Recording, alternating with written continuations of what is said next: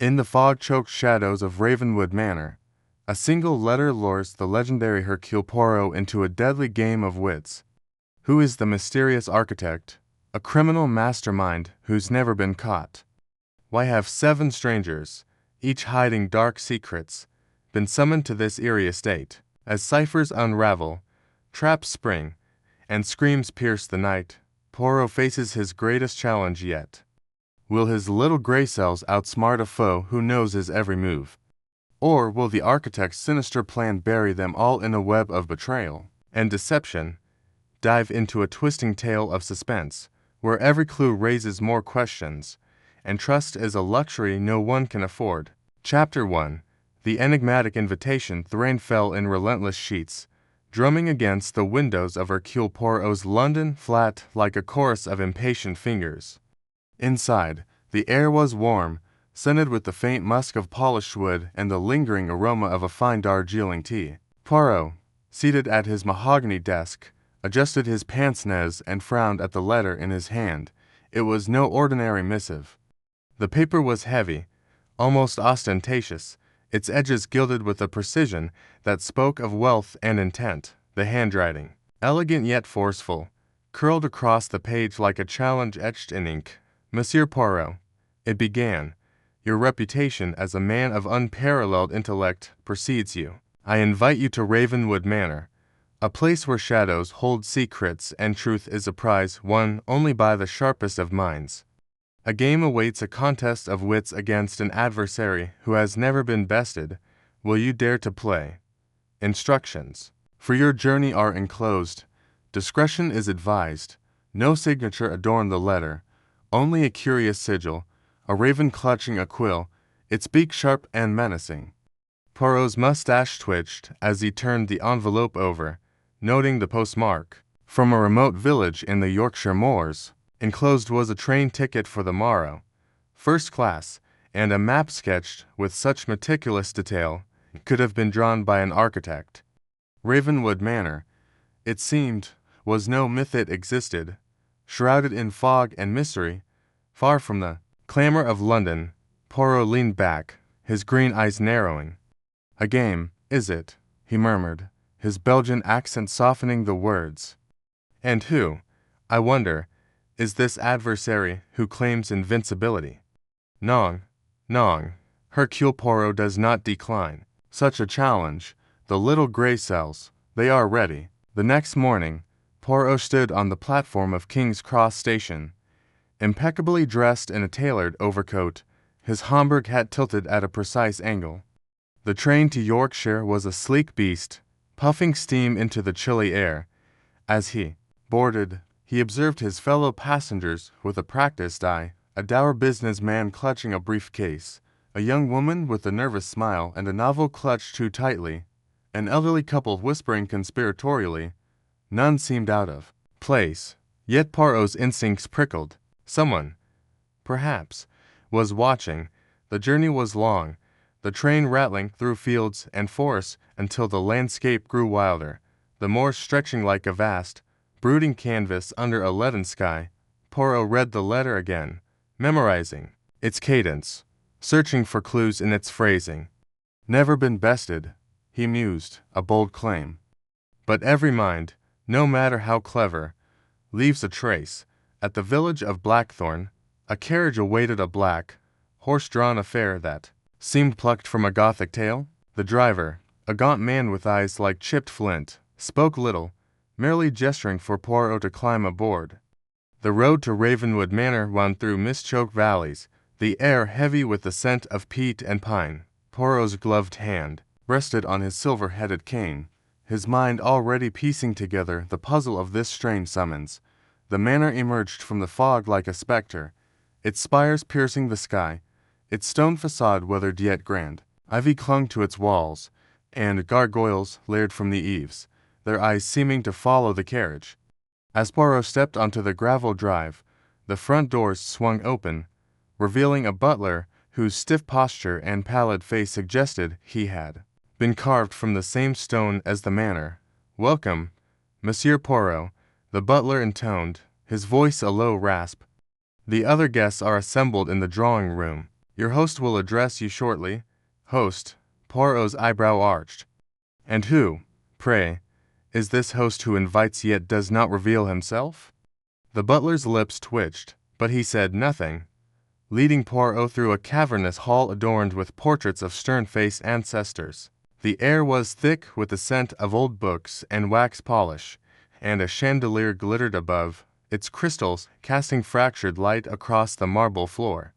Poirot's sharp eyes noted every detail, the worn edges of the carpet, the faint scratches on a side table, the way the butler's hands trembled ever so slightly.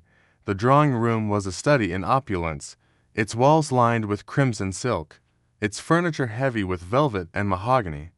A fire roared in the hearth, casting shadows that danced like conspirators. 7 guests awaited, their expressions a mix of curiosity, unease, and guarded secrecy. Poirot, ever the observer, catalogued them swiftly. There was Lady Eleanor Vance, a widow of aristocratic bearing, her silver hair pinned with a sapphire brooch, her eyes sharp with unspoken grief. Beside her sat Dr. Julian Harrow, a physician, with a hawkish face and fingers stained faintly with ink, suggesting a habit of note-taking. Miss Clara Wren, the nervous young woman from the train, clutched a glass of sherry, her gaze darting to the door. Mr. Reginald Cobb, a portly financier, mopped his brow with a silk handkerchief, his jowls quivering as he muttered about the weather. Professor Lionel Gray, a historian with a mane of white hair, pored over a leather-bound tome, oblivious to the room's tension. Mrs. Beatrice Lyle, an actress of faded fame, lounged with theatrical poise, her emerald gown catching the firelight. And finally, Captain Thomas Drake, a retired naval officer, stood by the window, his withered face set in a scowl as he scanned the fog outside. Poirot inclined his head. Bonsoir, mesdames et messieurs. I am Hercule Poirot, and it seems we are all summoned to this curious gathering. May I inquire as to the nature of your invitations? Lady Eleanor spoke first, her voice crisp. A letter, much like yours, I presume. It promised a challenge, though I confess I expected a literary salon, not. This, she gestured at the room, her sapphire brooch glinting. Challenge. Dr. Harrow's tone was skeptical. Mine spoke of a medical symposium. But I see no colleagues here, only strangers. Clara Wren's voice trembled. Mine mentioned a legacy, something about an inheritance. I thought, perhaps it was a mistake. Cobb snorted. Inheritance. Ha, mine hinted at a business venture, but I smell a swindle. Who's behind this, eh? Professor Gray looked up from his book. The letter referenced an historical enigma, one tied to this manor. I couldn't resist. Ravenwood's past is murky, to say the least. Double quotes. Mrs. Lyle's laugh was a silvery trill. Oh, darling, mine promised a role in a grand production. I assumed a patron of the arts, but now I wonder if we're the players in someone else's drama. Captain Drake's voice was gruff. Mine was blunt, a duel of strategy, it said. I've faced worse than mind games, but this place gives me the chills. Poirot's mustache curled slightly. A game, then, tailored to each of us. Most intriguing. And yet, our host remains absent. Tell me, has anyone heard of one called the Architect? The name hung in the air like a specter. Clara gasped, spilling her sherry. Cobb's handkerchief froze mid-mop. Lady Eleanor's eyes narrowed, and Gray's book slipped from his hands. Only Mrs. Lyle seemed unfazed, sipping her drink with a sly smile. The Architect, Drake growled, heard whispers in naval circles. A criminal mastermind, they say, slippery as an eel, never caught. Gray cleared his throat. In academic circles, the Architect is a myth, a figure blamed for unsolved heists, ciphers, and vanishings. No proof they exist. Yet here we are, Poirot said softly, summoned by one who knows our desires, our weaknesses. This is no coincidence. Before anyone could respond, the butler reappeared, carrying a silver tray with a single envelope. For you, Monsieur Poirot, he said, bowing slightly. Poirot opened it. revealing a card with the same raven quill sigil. The message was brief: the game begins at midnight. Trust no one. The architect watches. A murmur rippled through the group. Clara clutched Lady Eleanor's arm, while Cobb muttered about leaving. Poirot held up a hand. Non, mes amis. To leave now is to concede defeat. We stay, we observe, we deduce. The evening wore on.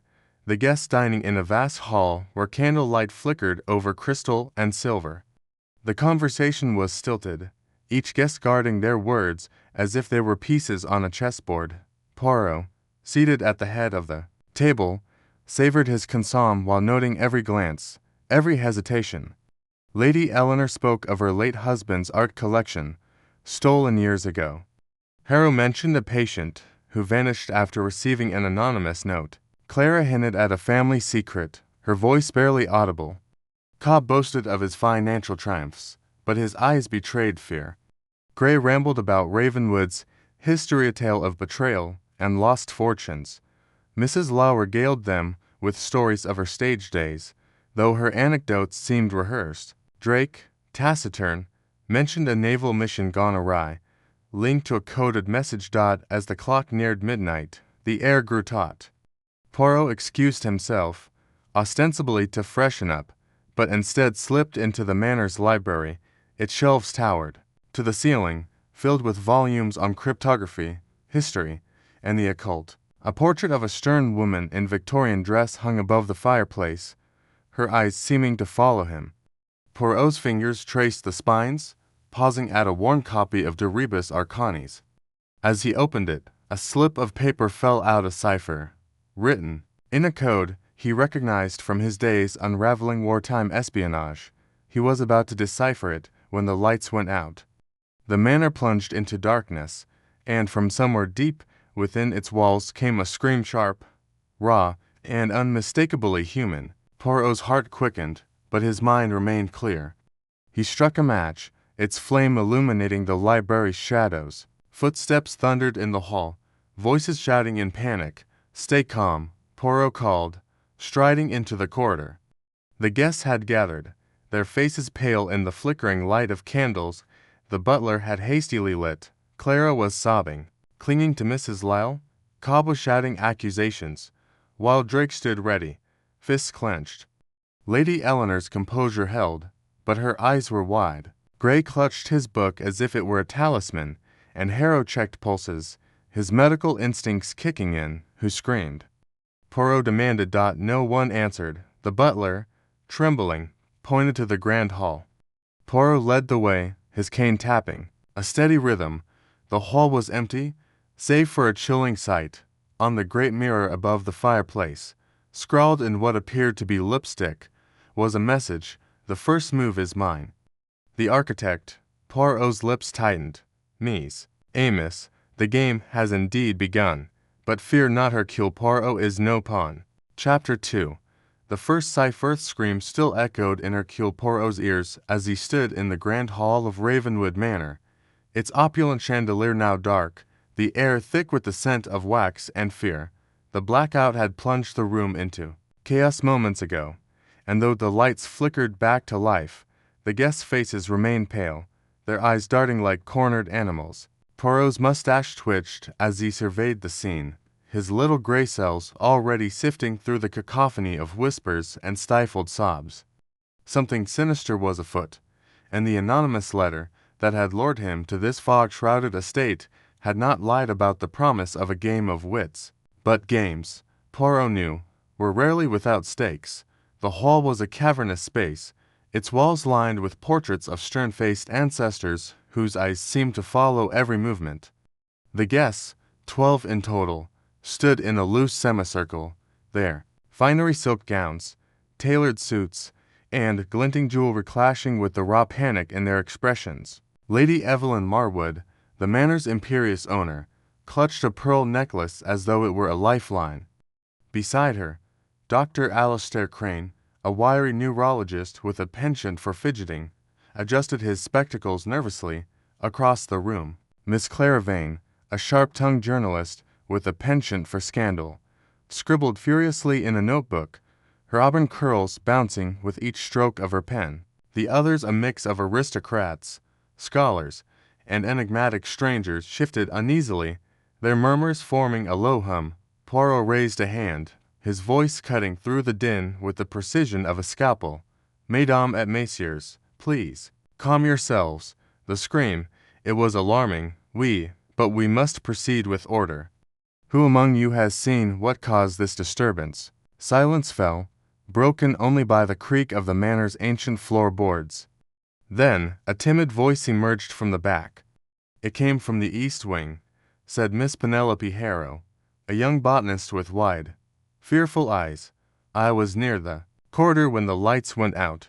It sounded like a woman, but I didn't see." Poirot's gaze sharpened. "The east wing, you say? 'Tis interesting. And no one else saw or heard anything before the blackout?" Heads shook, though Poirot noted the way Lord Reginald Hawthorne, a retired diplomat with a silver mane, avoided his eyes, his fingers tightening around a walking stick. Suspicion stirred, but Poirot filed it away. He turned to the grand mirror, dominating the hall's far wall, its gilded frame catching the dim light. Something about it drew his attention, a faint smudge, barely visible, on its polished surface. He approached, his polished shoes clicking on the marble floor, and the guests parted like a tide.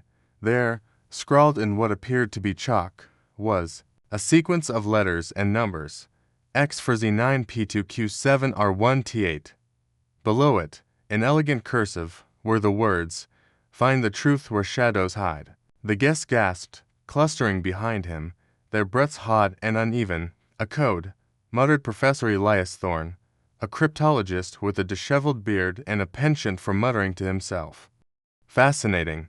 A substitution cipher, perhaps, or something more complex." Poirot's lips curved slightly. "A cipher, but not merely a puzzle for amusement.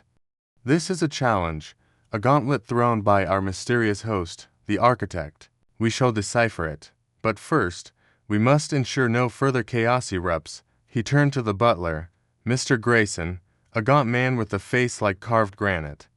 "Monsieur Grayson, secure the doors to the hall. No one leaves until we understand." This message, Grayson nodded, his movements stiff but efficient, and soon the heavy oak doors were bolted. The guests exchanged uneasy glances, but Poirot's calm authority held them in check. He studied the cipher again, his mind racing. The letters and numbers suggested a pattern, but the accompanying message hinted at a physical location. Shadows hide a poetic flourish, but also a clue. The manor was vast, its corridors twisting like a labyrinth, and Poirot suspected the answer lay beyond the hall. "Professor Thorne," Poirot said, beckoning the cryptologist forward, "your expertise. It is required. What do you make of this?" Thorne adjusted his glasses, peering at the mirror. "The sequence X for Z, 9P2, Q7R, 1T8 could be a Polybius square or a coordinate system. The letters might correspond to a grid, and the numbers to specific positions." But without context, he trailed off, scratching his beard. Poirot nodded. "Context, the message speaks of shadows. Perhaps a place in the manor where light is scarce, or where secrets are concealed. We must explore." Lady Marwood stepped forward, her voice sharp. "Explore? In this house, at this hour? Mr. Poirot, that scream was no accident. Someone is toying with us, and I won't have my guests wandering into danger." Poirot's eyes twinkled. "Madame, I assure you, I do not wander. I investigate, and if we are to outwit this architect, we must follow the trail they have laid." Reluctantly, Lady Marwood agreed, and Poirot organized the guests into pairs to search the manor's ground floor, instructing them to report anything unusual. He paired himself with Miss Vane, whose journalist's instincts he suspected would prove useful. As the groups dispersed, Poirot led Clara down a dimly lit corridor lined with tapestries depicting hunting scenes, their threads faded but vivid with bloodshed. "This place gives me the creeps," Clara muttered, her pen poised over her notebook. "Who do you think screamed? And why leave a cipher on a mirror?" Poirot's mustache twitched. "The scream, It was a distraction, perhaps, to draw attention to the cipher.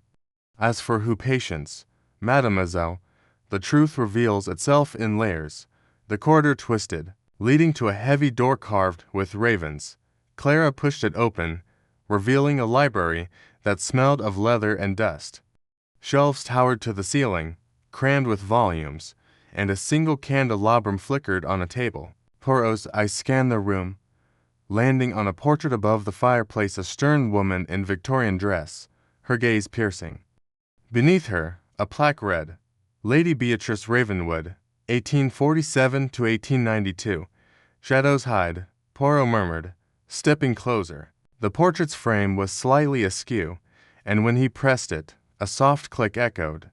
A section of the bookshelf swung inward, revealing a narrow passage. Clara gasped, but Poirot's expression remained serene. Voila, he said. The first step in our game. The passage was cramped, its walls damp and mossy, and the air carried a metallic tang. Poirot lit a match, its flame casting jagged shadows. Clara followed, her notebook clutched tightly. The passage descended, spiraling into a small, windowless room, a secret study. A desk sat at its center, strewn with papers, a quill, and an inkwell long dried. On the wall, a map of the manor was pinned, marked with cryptic symbols. Poirot examined the papers, his fingers delicate but swift. One sheet caught his eye, a letter, unsigned, dated 20 years prior. It spoke of a heist gone wrong, a betrayal among thieves, and a mastermind who vanished into legend, the architect. Another paper listed aliases: the Shadow, the Weaver, the Phantom, but no true name. Poirot's pulse quickened. This was no mere game. It was a confrontation with a ghost from the criminal underworld. Clara peered over his shoulder. This architect, they're not just a myth, are they? They're here, in this house. Oui, mademoiselle, Poirot said, his voice low, and they wish for us to play their game. But Hercule Poirot does not play, he wins. Their exploration was interrupted by footsteps echoing in the passage. Dr. Crane appeared, his face flushed. Mr. Poirot, you must come quickly. One of the guests, Mr. Langston, he knows something about the architect. But he won't talk. He's locked himself in his room. Poirot's eyes narrowed. Lead the way, Doctor. They returned to the main house, navigating the labyrinth in corridors until they reached a guest wing. Mr. Simon Langston, a reclusive antiquarian with a nervous tic, had barricaded himself in his room, refusing to open the door. Poirot knocked firmly, his voice calm but commanding. Monsieur Langston, it is Hercule Poirot. You have information, oui, the cipher, the scream, the architect. You know more than you say. Open the door, or I shall deduce your secrets without your consent. A long silence followed, then the scrape of furniture being moved. The door creaked open, revealing Langston's ashen face. His eyes darted to Clara, then back to Poirot. I knew him, he whispered, the architect. Years ago, under a different name. But I swore never to speak of it. He's dangerous. More than you know. Poirot leaned closer, his voice soft but unyielding. And yet, monsieur, you are here, in his game. Why? Langston's hands trembled. I was invited. Like you, I thought. I thought I could face him, but now, he trailed off, his gaze fixed on the floor.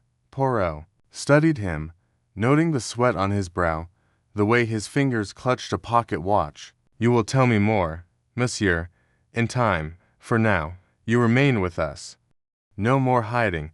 As they escorted Langston back to the hall, Poirot's mind churned. The cipher had led to the study to the architect's past, and now Langston's confession hinted at a deeper connection. The game had indeed begun, but Poirot sensed it was only the opening move. The architect was watching, waiting, and Poirot would need every ounce of his genius to unravel the web before another scream shattered the night. The hall was quieter now, the guests subdued as they reported their findings. Nothing unusual, they claimed, though Poirot noted the way Lord Hawthorne's eyes lingered on Langston. Clara scribbled notes, her pen a blur, and Poirot knew she was cataloging every detail for her next story. But stories could wait. The truth could not. As the clock struck midnight, Poirot addressed the group. Ms. Amos, the cipher has revealed a truth, but it is only the beginning. The architect plays a dangerous game, and we are all pieces on their board. But fear not, Hercule Poirot does not lose. Tomorrow, we continue. For now, rest, but stay vigilant. The guests dispersed, their footsteps heavy, and Poirot lingered by the mirror, its cryptic message now wiped clean. The architect was close, perhaps among them, and Poirot's little gray cells hummed with anticipation. The first cipher was solved, but the game was far from over. Chapter 3. Shadows of Motiveth. Grand Hall of Ravenwood Manor, with its towering oak beams and flickering candelabras, was a theater of unease. The scream from the previous night still echoed in the minds of the 12 guests gathered around the long mahogany table, their faces etched with suspicion and dread. Hercule Poirot stood at the head, his polished shoes gleaming against the Persian rug, his mustache immaculate despite the chaos that had unfolded. The coded message he had deciphered on the mirror, a riddle hinting at a hidden room, had set the stage for a game far more perilous than any of them had anticipated. The architect, the shadowy mastermind behind this gathering, was no mere myth. Their presence was a palpable weight, a predator lurking among the flock. Poirot's sharp green eyes surveyed the room, noting every twitch, every sidelong glance. The guests were a motley assembly. Lady Evelyn Warwick, a silver-haired aristocrat, with a penchant for cryptic crossword puzzles. Dr. Felix Langston, a retired chemist whose nervous habit of adjusting his spectacles betrayed his unease. Miss Clara Henshaw, a young journalist with a notebook she clutched like a lifeline. Mr. Reginald Voss, a burly financier whose wealth was rumored to have dubious origins. And 8 others, each a puzzle piece in a mosaic Poirot was determined to assemble. Ms. Amos, Poirot began, his voice a measured cadence that commanded attention. We are not here by chance. The architect has chosen each of you, and I, Hercule Poirot, intend to discover why. The scream last night, the cipher on the mirror, these are not accidents. They are moves in a game, and I will not permit the board to be overturned. Lady Evelyn raised a delicate eyebrow, her voice cool as she sipped her tea. Monsieur Poirot, you speak as if we are all suspects in some grand crime. Surely you don't believe one of us is this. Architect, Poirot's lips twitched into a faint smile. I believe nothing, madame, until the facts permit me to believe, but I observe. And I have observed that each of you carries a secret, a shadow that flickers behind your eyes. Tell me, what brings you to Ravenwood Manor? The room grew still, the crackle of the fireplace the only sound. Clara Henshaw broke the silence, her voice sharp with defiance. I'm here to uncover a story. The architect is a legend in journalistic circles, a criminal mastermind who's never been caught. When I got the invitation, I thought it was my chance to break the biggest story of my career. And you, Monsieur Voss? Poirot turned to the financier, whose ruddy face flushed deeper. Voss cleared his throat, his fingers drumming on the table. Business, naturally. The invitation hinted at an opportunity, a deal too good to pass up. I assumed it was about rare artifacts. I collect them, you see.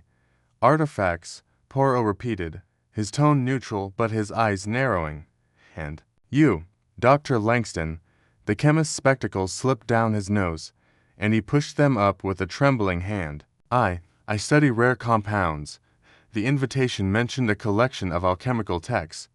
I couldn't resist. One by one, the guests offered their reasons, each story plausible yet tinged with evasion. A retired judge claimed an interest in legal history. A playwright spoke of seeking inspiration. A botanist mentioned rare plants rumored to grow on the manor's grounds. Poirot listened, his mind cataloging inconsistencies, the subtle hesitations, the too quick replies. The architect had woven a web, and these guests were either flies or spiders. The interrogation was interrupted by a clatter from the dining room. The guests turned as Mrs. Agnes Date, the manor's stern housekeeper, entered, her face pale. "Monsieur Poirot, you must come at once. Something dreadful has happened." Poirot followed her, the guests trailing behind, their curiosity outweighing their fear. The dining room, with its crystal chandelier and damask curtains, was a scene of opulence, marred by a single anomaly, a wine glass, overturned on the table, its contents staining the white tablecloth a sickly green. The air carried a faint, acrid scent, like almonds laced with something sinister. Poirot leaned over the glass, his handkerchief pressed to his nose. "Prussic acid," he declared after a moment. "A most deadly poison. Whose glass is this, miss?" Clara Henshaw stepped forward, her face ashen. "It's mine. I didn't drink it. I was about to, but I set it down when Mrs. Tate called us." Poirot's gaze swept the room, noting the guests' reactions. Lady Evelyn's hand tightened on her teacup. Voss's jaw clenched, Langston's spectacles fogged with nervous sweat. "This was no accident," Poirot said. "The poison was placed deliberately. But I do not believe it was meant to kill, not yet." "How can you be sure?" Clara demanded, her voice trembling. "Because, mademoiselle, death is too final. For the architect's game, this is a warning, a move to unsettle us. The architect wishes us to fear, to doubt one another. But Hercule Poirot does not succumb to fear. We will find the truth." He turned to Mrs. Tate. "Madame, who prepared the wine?" The housekeeper wrung her hands. "I poured it myself, from the cellar stock, but the glasses were on the table before I arrived. Anyone could have tampered with them." Poirot nodded, his mind racing. "Very well. From this moment, no one leaves this manor. I will lock the exits, and we will remain under my observation until I unravel this mystery. The architect is among us, and I will not allow them to slip through my fingers." The guests murmured, some in protest, others in reluctant agreement. Poirot's authority was absolute, his presence a lighthouse in the storm of their uncertainty. He moved to the manor's main doors, securing them with a heavy iron key from Mrs. Tate's ring. The windows, he noted, were already bolted, the manor of Fortressor a cage. As the group dispersed, Poirot lingered in the dining room, examining the glass. The green stain was vivid, a silent accusation. He crouched, inspecting the tablecloth, and noticed a faint smudge of wax near the glass's base. Candle wax, perhaps, from one of the candelabras. But the candelabras were unlit during dinner. He filed the clue away, his little gray cells humming. The day wore on, the manor's atmosphere growing heavier with each passing hour. Poirot conducted private interviews in the library, a cavernous room lined with leather-bound tomes and portraits of long-dead Ravenwood ancestors. Each guest was a study in contrasts. Lady Evelyn's polished composure hid a steely resolve. Voss's bluster masked a flicker of guilt. Clara's bravado wavered when pressed about her sources. Dr. Langston, however, intrigued Poirot most. The chemist's knowledge of poisons was extensive, and his nervous demeanor suggested more than scholarly curiosity. "Tell me, doctor," Poirot said, leaning back in an armchair, "you have studied prussic acid?" "Oui." Langston nodded, his fingers twisting a handkerchief. "Yes, it's a fascinating compound. Lethal in small doses, odorless in some preparations, but not in this case. The almond-like smell is distinctive, and you noticed this smell when you entered the dining room." Langston hesitated, his eyes darting to the side. I suppose I did. But I didn't think much of it until you mentioned the poison." Poirot's smile was enigmatic. "You are a man of science, yet you overlook a scent so potent. Curious." Langston flushed, stammering a defense, but Poirot waved it away. "We will speak again, doctor. For now, you may go." The interviews continued, each revealing fragments of a larger puzzle. Poirot learned of a decades-old crime, a heist in London where millions in jewels vanished, linked to the architect's early career. Several guests had ties to that era. Lady Evelyn's late husband had been a jeweler. Voss had financed a company implicated in the theft. Clara's father, a detective, had failed to solve the case. The connections were tenuous but undeniable. threads in the architect's tapestry. As evening approached, the guests gathered for dinner, the air thick with tension. The table was set with fresh glasses, the wine inspected by Poirot himself. He watched as the guests ate, their movements cautious, their eyes darting to one another. The chandelier cast long shadows, and the wind howled outside, rattling the manor's ancient windows. Then, a clink, a fork fell from Clara's hand, her face pale. "Monsieur Poirot," she whispered, pointing to her plate. A small, folded note lay beside her uneaten roast. Poirot retrieved it, unfolding it with care. The words, written in the same elegant script as the mirror's cipher, read, "You look too closely, mademoiselle. Stop, or you will not see the dawn." The table erupted in gasps and accusations. Voss slammed his fists on the table, demanding to know who placed the note. Lady Evelyn suggested it was a prank, her tone too calm. Langston stared at his plate, silent. Poirot raised a hand, silencing the chaos. "This note," he said, holding it aloft, "is another move by the architect. They seek to divide us, to make us turn on one another. But I, Hercule Poirot, will not be divided. We will retire for the night, and I will guard this manor. No one enters or leaves." The guests obeyed, their footsteps heavy as they climbed the grand staircase to their rooms. Poirot remained in the hall, his mind a whirl of clues: the poisoned wine, the wax smudge, the note, the heist. He paced, his polished shoes clicking on the marble floor, until a faint sound caught his ear, a creak, not from the wind, but from within the manor. He followed it, moving silently through the darkened corridors. The sound led to a small parlor, its door ajar. Inside, Dr. Langston stood by a window, his back to Poirot, whispering to someone unseen. Poirot crept closer, catching fragments of the conversation. "Must be careful, they're watching. The architect knows." "Bonsoir, doctor," Poirot said, stepping into the light. Langston spun, his face a mask of panic. "With whom do you speak?" "No one," Langston stammered. "I was practicing a lecture for my students." Poirot's eyes gleamed. "A lecture? At midnight? To an empty room?" "Non, doctor, you will tell me the truth, or I will assume the worst." Langston's shoulders slumped, but before he could speak, a crash echoed from upstairs. Poirot raced toward the sound, Langston forgotten. The noise came from Clara's room. He knocked, then entered, finding her standing over a shattered vase, her notebook open on the bed. "Someone was here," she said, her voice shaking. "I woke up, and the vase was falling. My notebook, it's been tampered with. Pages are missing." Poirot examined the room, noting the open window, the curtains fluttering in the icy breeze. "The architect is bold," he murmured. "They move among us, unseen, unafraid." He escorted Clara to a safer room, then returned to the hall, his mind racing. The wax smudge, the note, the whispered conversation, the tampered notebook all pointed to a pattern, a design.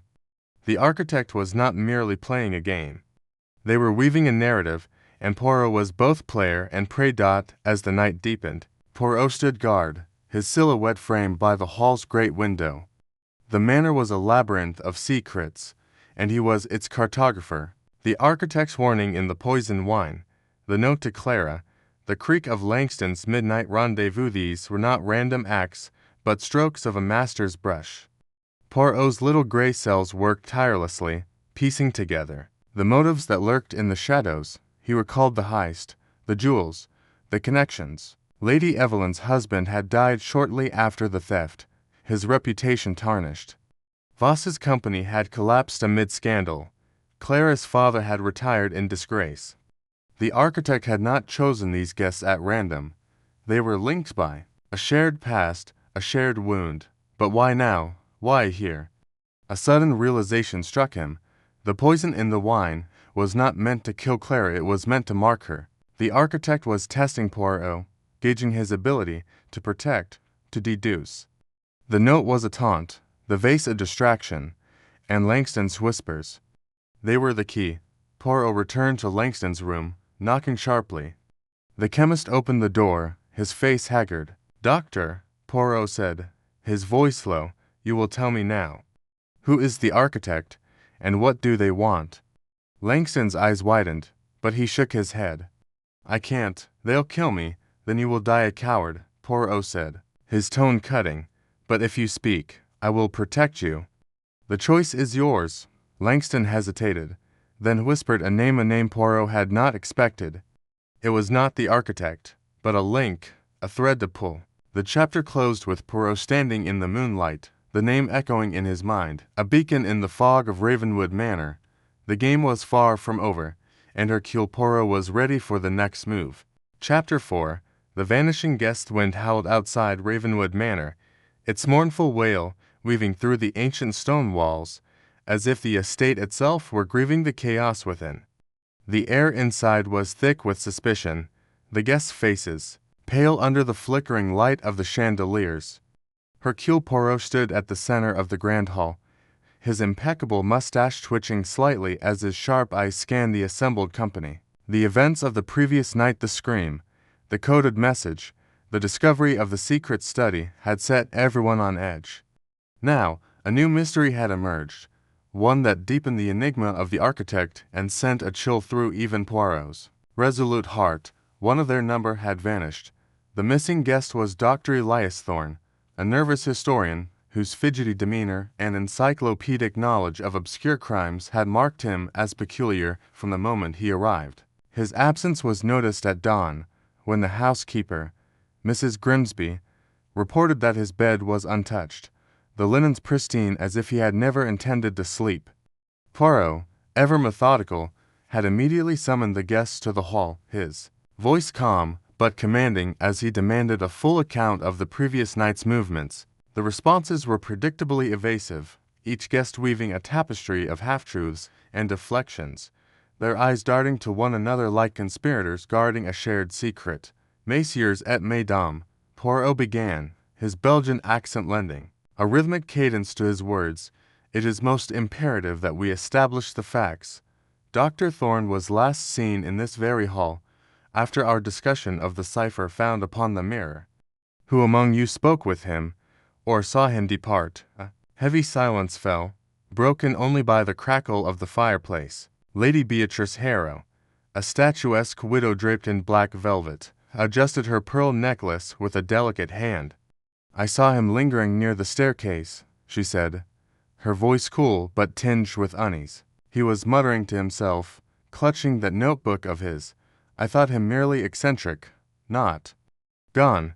Eccentric, perhaps," murmured Mr. Victor Langston, a brash industrialist whose booming voice seemed ill-suited to the Manor's oppressive atmosphere, but the man was jittery as a cornered fox. Kept going on about the architect's methods, dates, places, patterns. "If you ask me, he knew too much for his own good." Poirot's eyes narrowed. "And you, Monsieur Langston, where were you when the lights went out last night?" Langston bristled, his ruddy cheeks flushing deeper. "In my room, same as everyone else, I'd wager." "Ask the others." "No one was wandering about after that scream." "Yet someone was," Poirot countered, his tone mild but piercing. "For a scream does not sound itself, and a man does not vanish without trace." The group shifted uncomfortably. Miss Clara Duval, a young journalist with a penchant for asking pointed questions, spoke up, her voice sharp. "Mr. Poirot, you think Dr. Thorne's disappearance is connected to that cipher you solved, the one that led to the hidden study?" Poirot inclined his head. "It is possible, mademoiselle. The architect plays a game of precision, and Dr. Thorne's knowledge of criminal history may have made him a target or a threat. We must search the manor at once." The search began with military efficiency, Poirot dividing the guests into pairs to cover the sprawling estate. He paired himself with Captain Reginald Blake, a retired naval officer whose stern demeanor and keen observational skills made him a reliable ally. The manor's labyrinthine corridors seemed to pulse with secrets, their oak-paneled walls adorned with portraits whose eyes followed the searches with silent judgment. The air grew colder as they moved deeper into the west wing, where Dr. Thorne's room lay. The room itself was a study in disarray. Books on criminology and ancient codes lay scattered across a mahogany desk, their pages marked with frantic annotations. A half-drunk cup of tea sat cold on the knit stand, its surface undisturbed, suggesting no struggle. Poirot's gaze lingered on a small, leather-bound notebook, its cover embossed with Thorne's initials. He flipped through it, noting cryptic references to the architect's shadow and a series of dates corresponding to unsolved thefts across Europe. "Captain Blake," Poirot said, holding up the notebook, "this is no mere historian's diary. Dr. Thorne was compiling a dossier on our elusive foe. But why? Was he hunting the architect, or serving him?" Blake frowned, his withered face creasing. If he was hunting, he was reckless about it. A man like that doesn't just wander off in a snowstorm. Poirot's eyes gleamed. Precisement. Which is why we must look beyond the obvious. His attention shifted to a towering bookshelf that dominated one wall. Its shelves were laden with dusty tomes, but something about its alignment struck him as odd, a faint gap where the wood met the floor, as if it had been moved. He ran his fingers along the edge, feeling for irregularities, until a soft click rewarded his persistence. With a groan, the bookshelf swung inward, revealing a narrow passage cloaked in darkness. "Mon Dieu," Poirot murmured, producing a small flashlight from his pocket. "The manor keeps its secrets well." The passage descended into a stone corridor, its walls damp and glistening with frost. The air was sharp with the scent of earth and decay, and the faint sound of dripping water echoed ahead. Poirot and Blake proceeded cautiously, their footsteps muffled by the thick silence. The corridor twisted and turned, leading them deeper beneath the manor until it opened onto a small chamber. There, a heavy iron door stood ajar, its surface etched with intricate carvings of ravens in flight. Beyond the door lay the manor's snowy grounds, the expanse of white stretching toward a dense forest under a leaden sky. Poirot stepped outside, his polished shoes sinking into the snow. A set of footprints led away from the door, clear and deliberate, as if Thorne had walked with purpose. But the trail ended abruptly, 30 paces from the door, in the middle of an untouched snow field. No other tracks branched off, no signs of struggle marred the surface. It was as if Dr. Thorne had simply ceased to exist. "Impossible," Blake muttered, his breath clouding in the frigid air. "No one could vanish like this." "Not without wings." Poirot crouched, examining the final footprint. "The architect delights in the impossible, Captain, but every puzzle has its solution. Observe, the snow is undisturbed beyond this point, yet the wind has not covered the tracks. They are fresh, made within the hour." He scanned the surrounding area, his mind racing. The forest loomed in the distance, its skeletal trees offering no answers. Then, a glint caught his eye, a small, metallic object half buried in the snow near the final footprint. He retrieved it carefully, a monogrammed handkerchief, its edges embroidered with the initials E.T. in gold thread.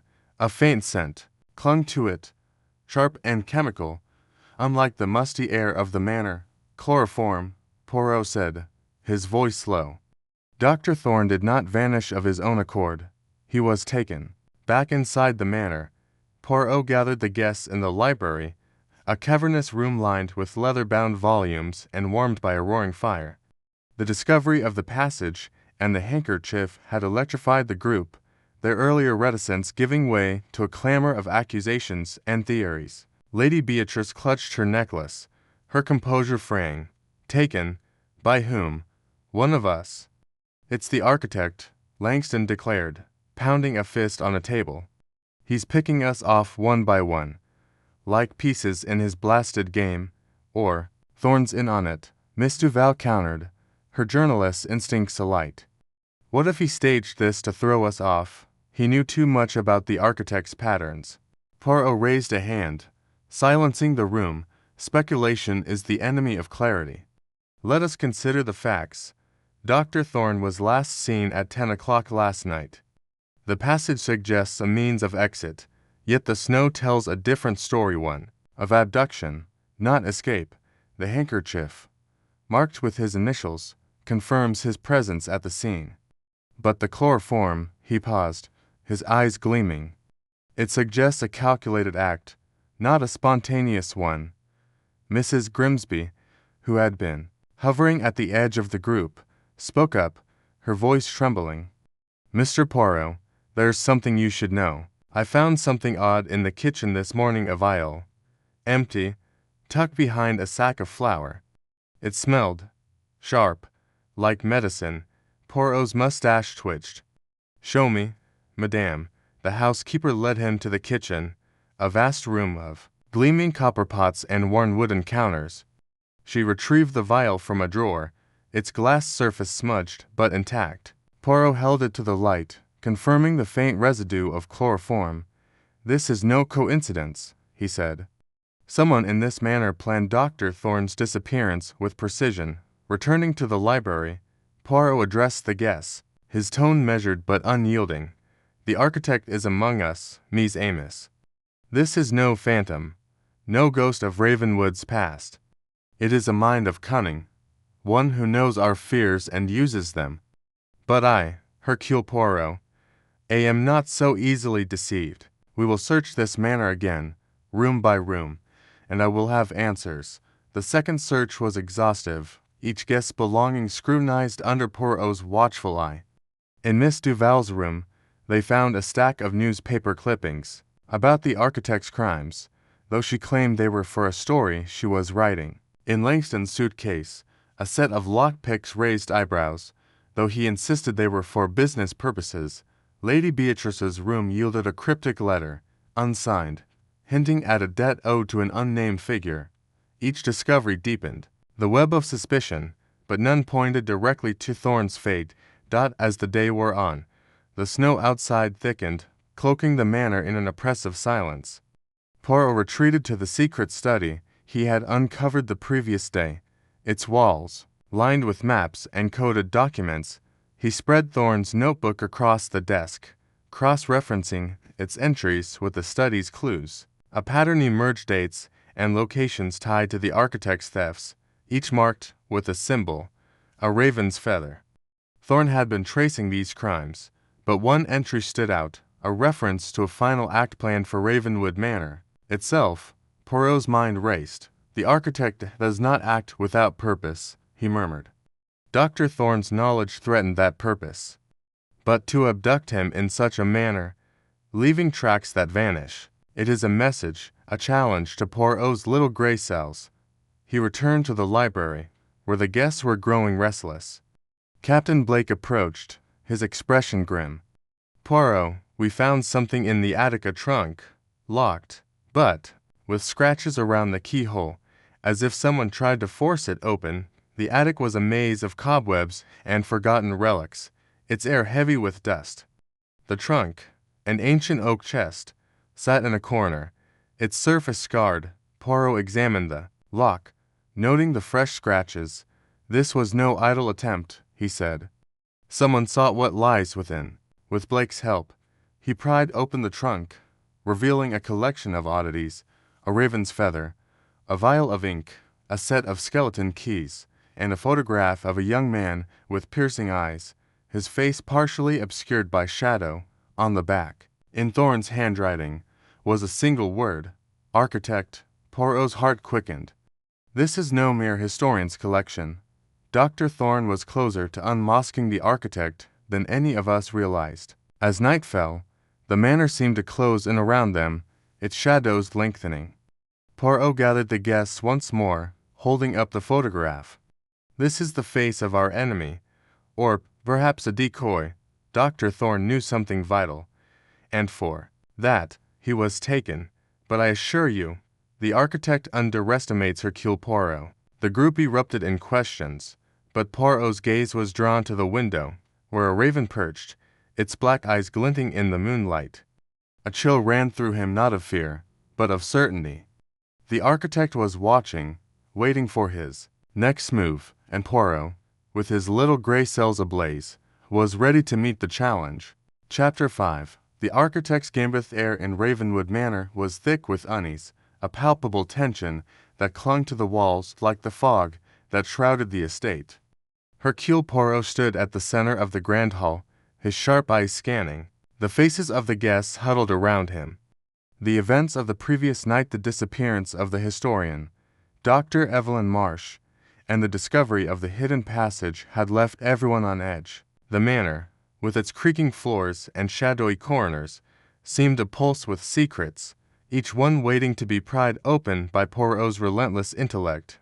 The morning had dawned gray and cold, the windows rattling under the assault of a bitter wind.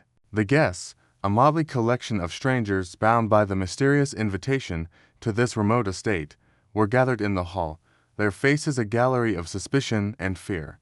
There was Lord Reginald Hawthorne, a retired diplomat with a penchant for cryptic crossword puzzles, Miss Clara Vane, a sharp-tongued actress whose beauty was matched only by her secrecy, Mr. Victor Langston, a brusque industrialist with a nervous habit of checking his pocket watch, and Mrs. Beatrice Langley, a widow whose quiet demeanor hid a keen observational eye.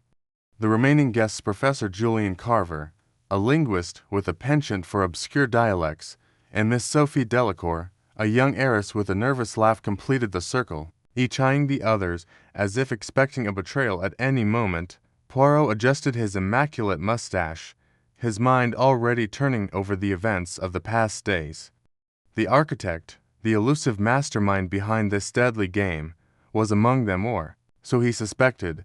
The coded messages, the hidden passages, the carefully orchestrated chaos, it all pointed to a mind as meticulous as his own, but twisted by a darker purpose.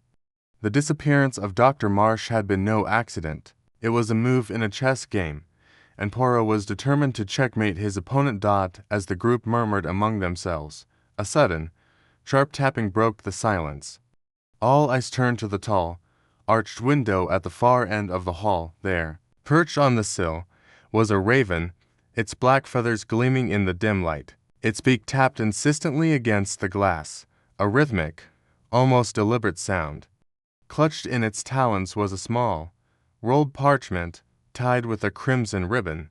"Good heavens!" gasped Miss Delacour, clutching her shawl. "What is that creature doing here?" Poirot's eyes narrowed. "It is no mere bird, mademoiselle. It is a messenger."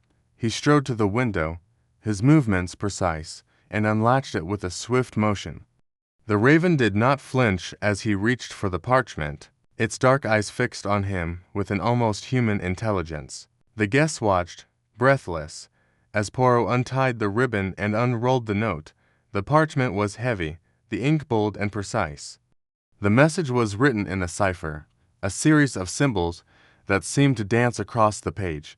Below the cipher, in elegant script, were the chilling words, "Solve this, or another vanishes." A murmur rippled through the group. Lord Hawthorne cleared his throat. "Another of these blasted riddles," he muttered. "What does it mean?" "Poirot, another disappearance." Poirot held up a hand for silence, his gaze fixed on the cipher. "It means, monsieur, that the architect is raising the stakes. This is no idle threat. We must act quickly." He turned to the group, his voice calm but commanding. "Remain here. I will return shortly with answers." He retreated to a corner of the hall, where a small writing desk stood beneath a portrait of some long-forgotten lord. Spreading the parchment before him, he began to analyze the symbols. They were not unlike the first cipher he had decoded, but these were more complex, a blend of alchemical signs and geometric shapes.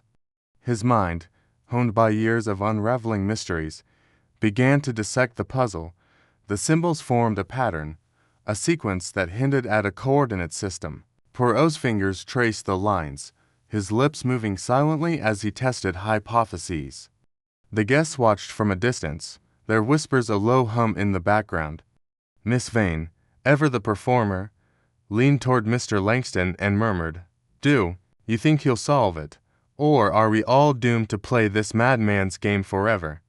Langston snorted, his eyes never leaving Poirot. "If anyone can outwit this architect, it's him. But I don't like sitting here like lambs to the slaughter." Mrs. Langley, seated quietly on a velvet settee, spoke up, her voice soft but firm. Patience, Mr. Langston. Monsieur Poirot is not a man to be rushed. Poirot, oblivious to their chatter, suddenly straightened. Eureka! He exclaimed, his voice cutting through the room. The cipher points to a location within the manor. Coordinates? Yes, but not of the grounds.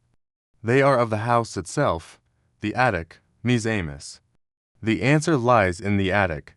The guests exchanged uneasy glances.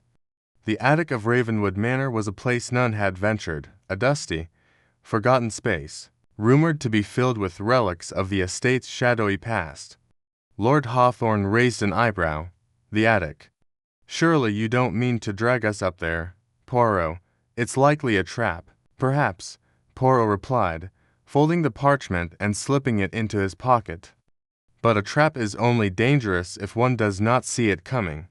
Come, we shall go together.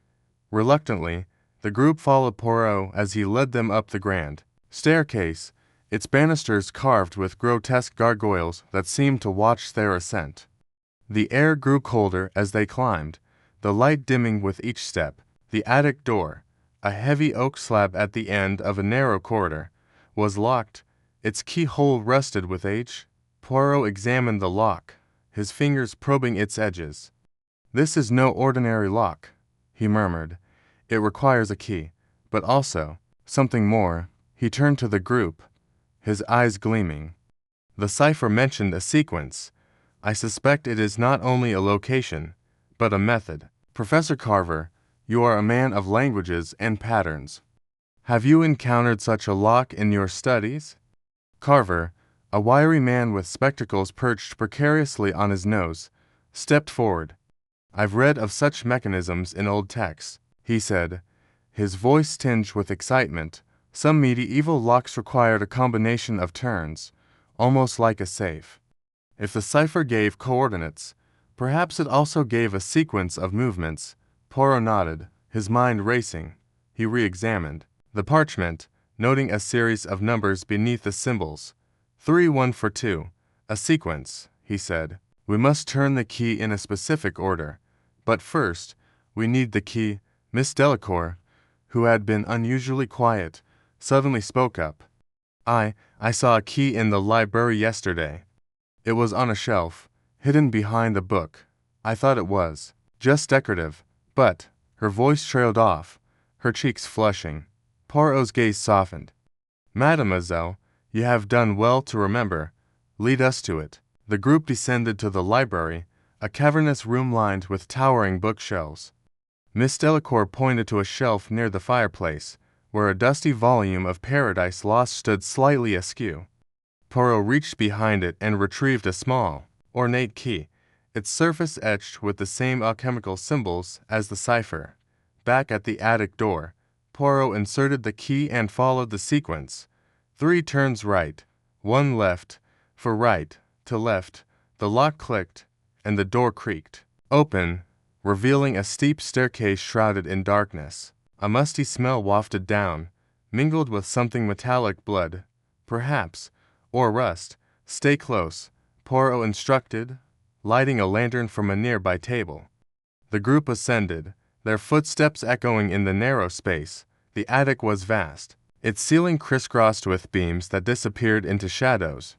Crates and trunks were piled haphazardly, covered in cobwebs. In the center of the room stood a large, iron-bound chest, its surface engraved with a raven in flight. Poirot approached the chest, his lantern casting flickering light across its surface. "This," he said, "is what the architect wished." U.S. defined.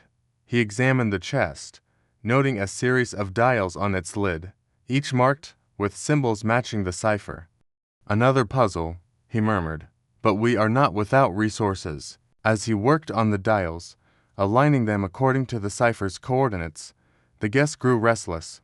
Mr. Langston paced, his watch clicking loudly in the silence.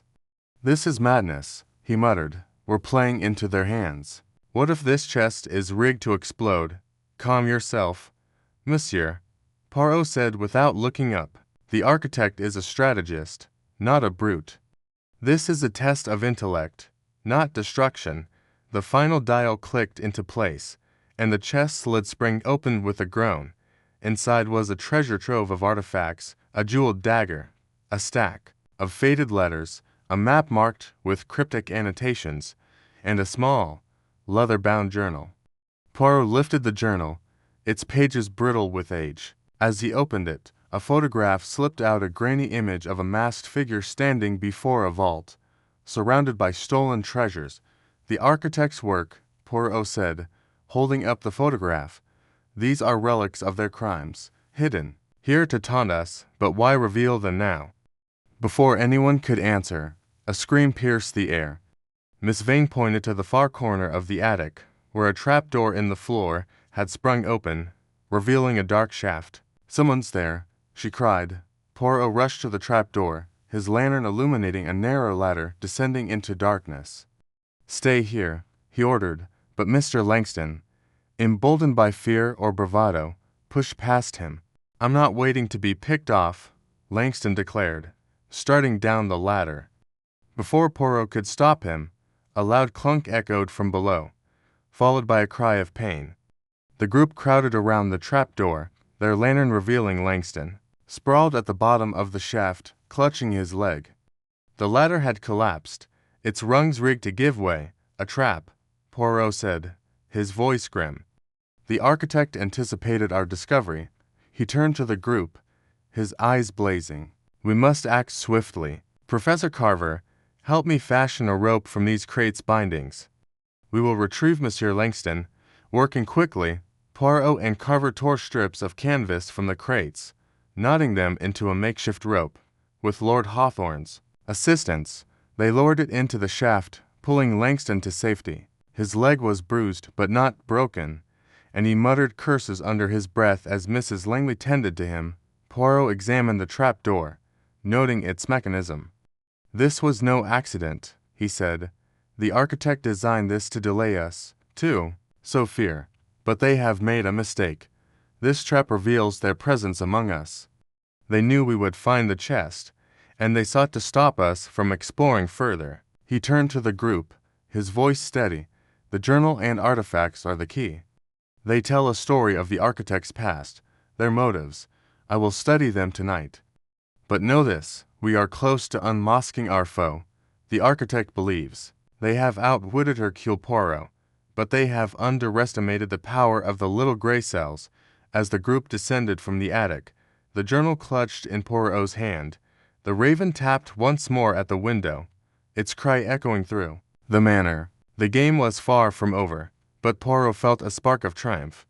The architect's gambit had been bold, but he was ready to meet it with a strategy of his own. The rest of the day passed in a haze of suspicion. The guests retired to their rooms, but sleep was elusive. Poirot sat by the fire in the library, the journal open before him.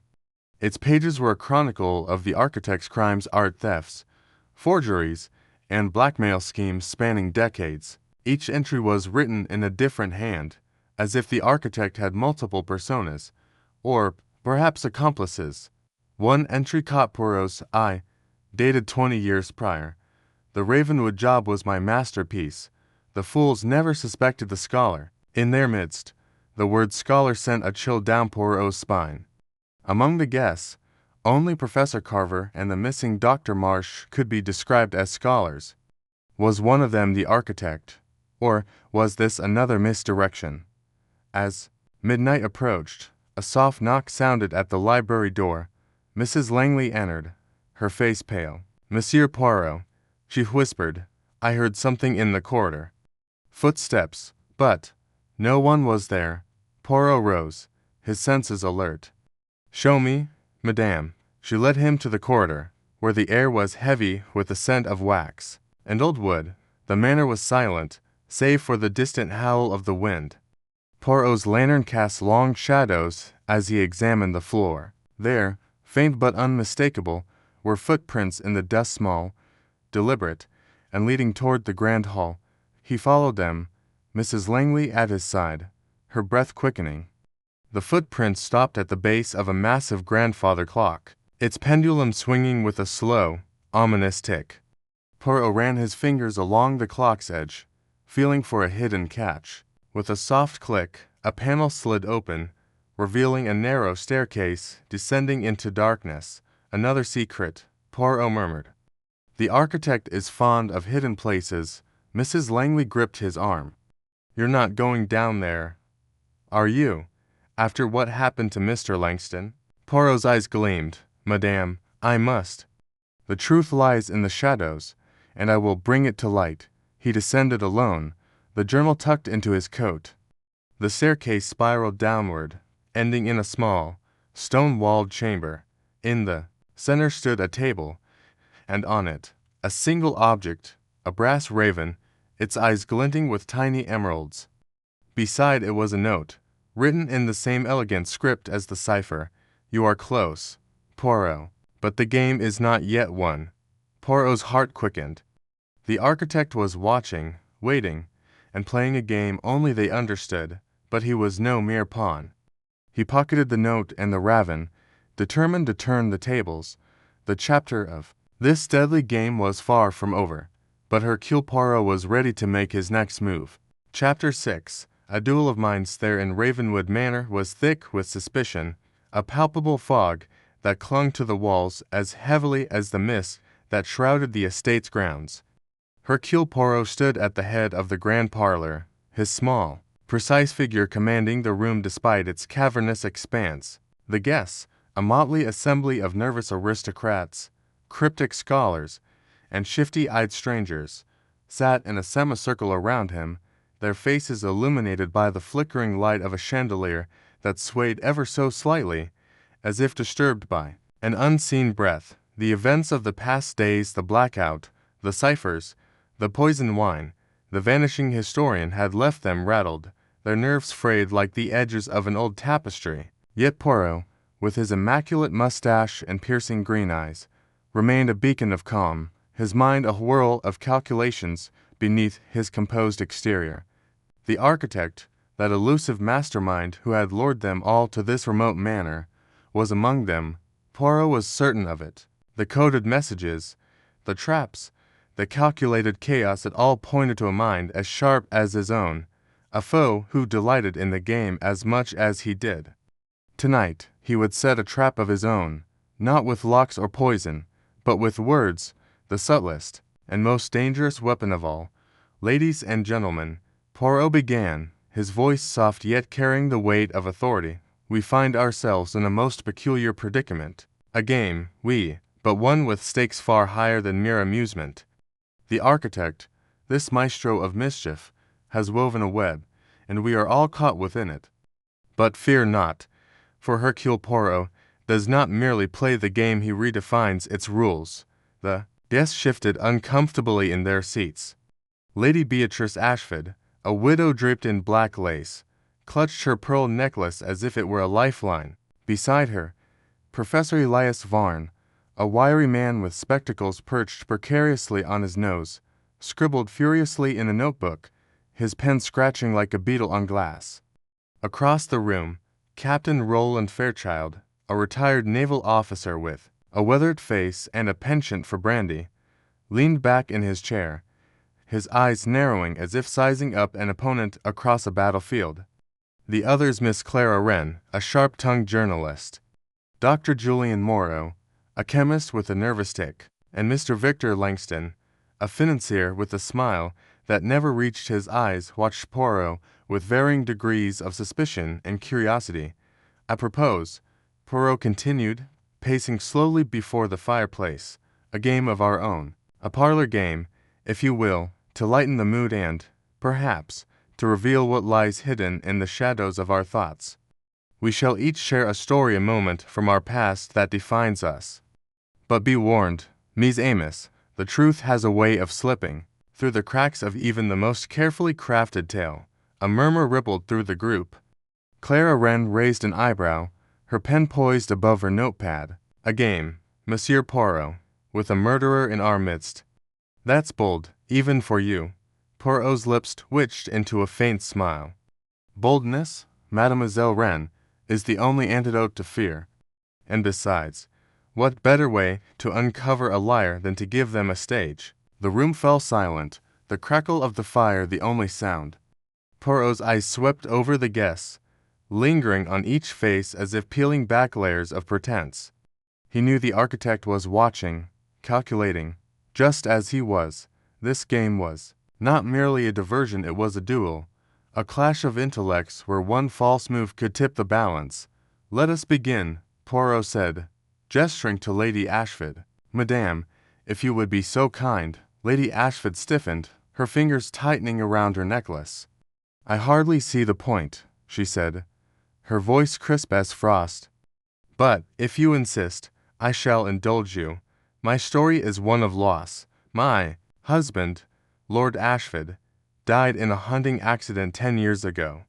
A stray bullet, they said, but I've always wondered." She trailed off, her gaze drifting to the window, where the fog pressed against the glass like a living thing. "I suppose that moment taught me to trust no one. Not even those closest to you." Poirot nodded, his expression unreadable. "A poignant tale, madame. And yet, one wonders, what did you do with that distrust? Did it lead you to Ravenwood? Perhaps." Seeking answers, her eyes flashed, but she said nothing, her silence louder than any protest. Poirot turned to Professor Varne, who adjusted his spectacles nervously. "And you, monsieur? What moment defines you?" Varne cleared his throat, his voice thin and reedy. I am a scholar of history. As you know, years ago, I uncovered a manuscript in Istanbul, a record of a secret society that operated in the shadows of the Ottoman Empire. It cost me dearly my reputation, my funding. But it taught me that truth is a dangerous pursuit, one that demands sacrifice. Poirot tilted his head, his eyes gleaming. "And this manuscript, Professor, did it speak of a figure like the architect? A master of secrets, perhaps?" Varne paled, his pen pausing mid-scratch. I don't know what you mean, do you not?" Poirot's tone was light, almost playful, but there was steel beneath it. He moved on, his gaze settling on Captain Fairchild. "And you, Capitaine, what story do you offer?" Fairchild took a swig from his flask before answering, his voice rough as gravel. "I was at sea, commanding a frigate during the war. We were ambushed by a rogue vessel, no flag, no mercy. I lost half my crew before we turned the tide.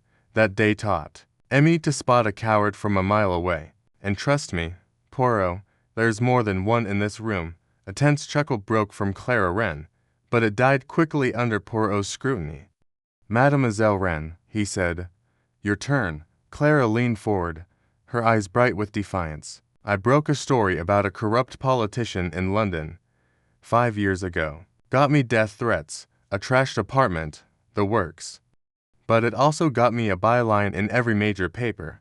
That's when I learned the pen is mightier than the sword, but only if you know where to stab." Poirot's smile widened. "And have you brought your pen to Ravenwood, mademoiselle?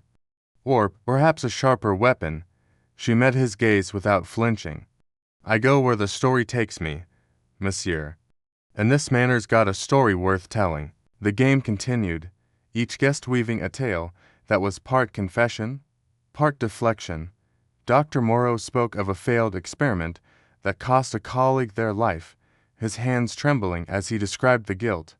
Mr. Langston recounted a financial gamble that nearly bankrupted him, his voice smooth but his eyes darting to the shadows. Each story was a thread in the tapestry Poirot was weaving, a tapestry he intended to unravel to reveal the architect's face. As the last guest finished, Poirot clapped his hands, the sound sharp in the quiet room. "Magnifique! Such tales, such passion! But now, Ms. Amos, let us play a different game. A game of questions. I shall ask, and you shall answer truthfully, if you please." The atmosphere shifted, the air growing taut as a bowstring. Poirot paced again, his movements deliberate, his eyes never leaving the guests. "Lady Ashford," he began, "you spoke of your husband's death. A hunting accident, you said. Yet the manor's records show no such incident occurred on these grounds. Where, precisely, did this tragedy take place?" Lady Ashford's composure faltered, her lips parting in surprise. It was in Scotland, at our estate. I never said it was here.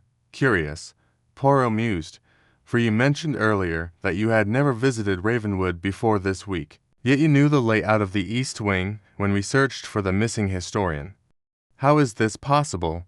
Madame, her face flushed, and she looked away, muttering something about a map. Poirot did not press further, not yet. He turned to Professor Varn. And you, monsieur.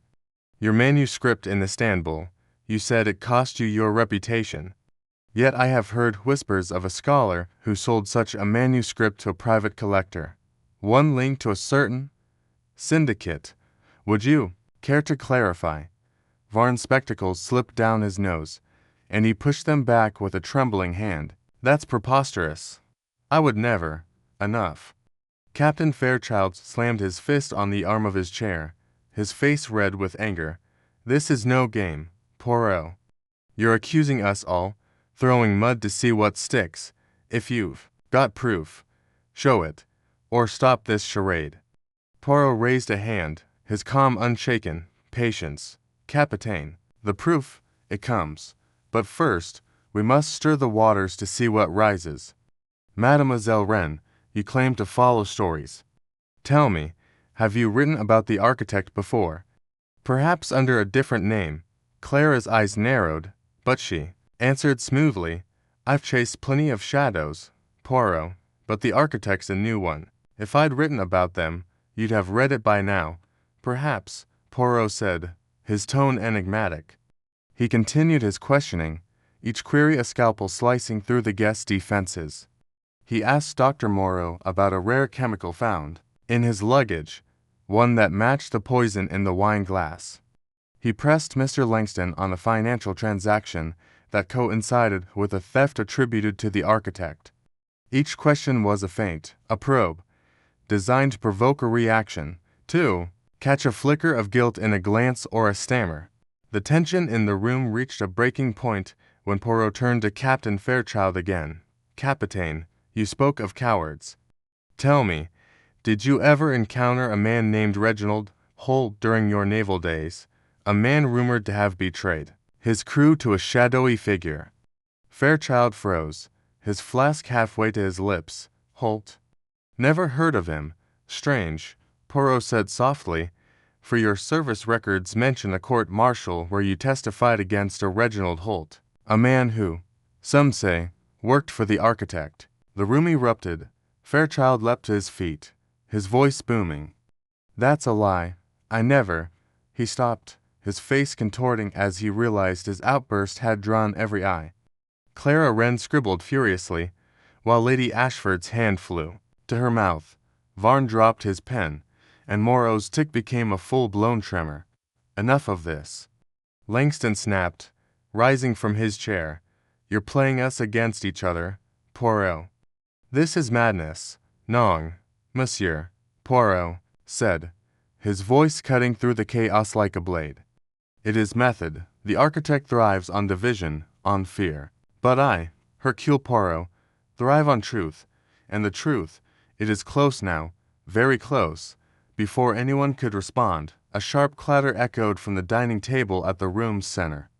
The guests turned as one, their eyes falling on a small object that had not been there moments before, a silver dagger, its blade glinting in the chandelier's light, lying atop a folded piece of parchment. Gasps filled the room, and Lady Ashford let out a small scream. Poirot moved swiftly, his small frame belying his speed. He reached the table and lifted the dagger, examining it with care. The blade was etched with a single word, checkmate. He unfolded the parchment, his eyes scanning the text. It was written in the same elegant script as the previous ciphers, but this message was no riddle. It was a taunt. Monsieur Poirot, it read, you play well, but the game is mine. Look to your own defenses, for the next move is fatal. The guests crowded around, their voices a cacophony of fear and accusation. Who put that there? Clara demanded, her pen forgotten. It wasn't there a minute ago. Impossible, Varn stammered. We were all watching each other, were we? Poirot's voice was quiet, but it silenced the room. He turned, his eyes sweeping over the group once more. Or were we watching the wrong things? The architect is clever, Ms. Amos, but not invisible. This dagger, this note, they were placed here, under our noses, because the architect knew we would be distracted by our own fears. He held up the parchment, his fingers tracing the script. This ink is fresh, the paper warm. It was written moments ago, in this very room, and the dagger. He paused, his eyes narrowing as he examined the blade. It bears the crest of Ravenwood Manor. This is no coincidence. The architect is not only among us, they are intimate with this house. The revelation hung in the air like a storm cloud. The guests exchanged glances, their distrust deepening. Poirot's mind raced, piecing together the clues. The dagger's crest matched one he had seen in the secret study, hidden behind a portrait of the manor's founder. The note's script was identical to the first cipher, suggesting a single hand behind it all. But the timing, how had the architect placed the dagger without being seen? Everyone, remain where you are, Poirot commanded, his voice firm. We shall search this room, every corner, every shadow. The architect has made a move, and in doing so, they have left a trace. The search was meticulous, Poirot directing the guests like a conductor leading an orchestra. They overturned cushions, checked behind curtains, and examined the table itself. It was Clara who found the first clue, a faint smudge of ink on the edge of the table, barely visible. Here, she said, pointing. It's still wet. Poirot knelt beside her, his magnifying glass in hand. Bien joué, mademoiselle. This ink matches the note. And look, he pointed to a tiny scratch on the table's surface, barely noticeable. A blade rested here, briefly, before it was placed. In plain view, the architect was close, very close. The search continued, but it was Captain Fairchild who made the next discovery. Poirot, over here, he called, standing by a sideboard near the parlor's entrance. He held up a small vial, its contents a clear liquid. This was tucked behind a candelabra. Smells like nothing I've ever encountered. Poirot took the vial, his nose wrinkling as he sniffed it cautiously. Ether, he said, his voice grim. A small dose, enough to disorient, perhaps to create a moment of distraction. The architect used this, I suspect, to place the dagger unnoticed. The pieces were falling into place, but the puzzle was far from complete. Poirot's mind churned, replaying the evening's events, the game, the questions, the dagger, the note, all were part of the architect's design, a challenge meant to test him. But why? What was the end game? As the guests resumed their seats, their faces pale and drawn, Poirot felt a chill that had nothing to do with the manor's drafty halls. He slipped his hand into his coat pocket, intending to retrieve his notebook, when his fingers brushed against something unfamiliar, a folded piece of paper. He froze, his heart quickening. Slowly, he withdrew it, unfolding it under the chandeliers. Light dot, it was another note, in the same elegant script. Well played, Poirot, it read, but the game is far from over. Look to the shadows, for I am always one step ahead. The room seemed to spin for a moment, the guests' voices fading into a distant hum. The architect had been close enough to slip this note into his pocket, undetected, in a room full of people. The audacity, the precision, it was a master stroke, a move that mocked his every effort. Poirot folded the note, his face a mask of determination. Ms. Amos, he said, his voice steady despite the storm in his mind, the hour grows late, and the game grows dangerous. But rest assured, Hercule Poirot does not yield. The architect may think they hold the board, but I, too, have my moves to play. He dismissed the guests, instructing them to lock their doors and remain vigilant. As they dispersed, their footsteps echoing in the manor's halls, Poirot stood alone in the parlor, the dagger still in his hand. The fire had died to embers, casting long shadows across the room. He turned, his eyes scanning the darkness, as if expecting the architect to step forward and reveal themselves, but the shadows remained silent, and Poirot knew the true duel was yet to come. Chapter 7. The ghost of Ravenwood wind howled outside Ravenwood Manor, rattling the ancient windows and sending shivers through the heavy drapes. Inside, the air was thick with suspicion, the guests' nerves frayed after days of ciphers, disappearances, and Poirot's relentless probing. The manor, with its creaking floors and shadowed corners, seemed to pulse with a life of its own, as if it were complicit in the sinister game orchestrated by the architect. Hercule Poirot sat in the grand parlor, his small frame upright in a high back chair, his mustache impeccably groomed despite the late hour. His eyes, sharp and unyielding, scanned the faces of the gathered guests, each one a potential pawn or player in the deadly chess match. The events of the past days weighed heavily. The coded messages, the vanishing historian, the poisoned wine, and the ever-present specter of the architect had turned the manor into a pressure cooker of paranoia. Poirot's latest discovery, a trapdoor that had nearly claimed another guest, had only deepened the mystery.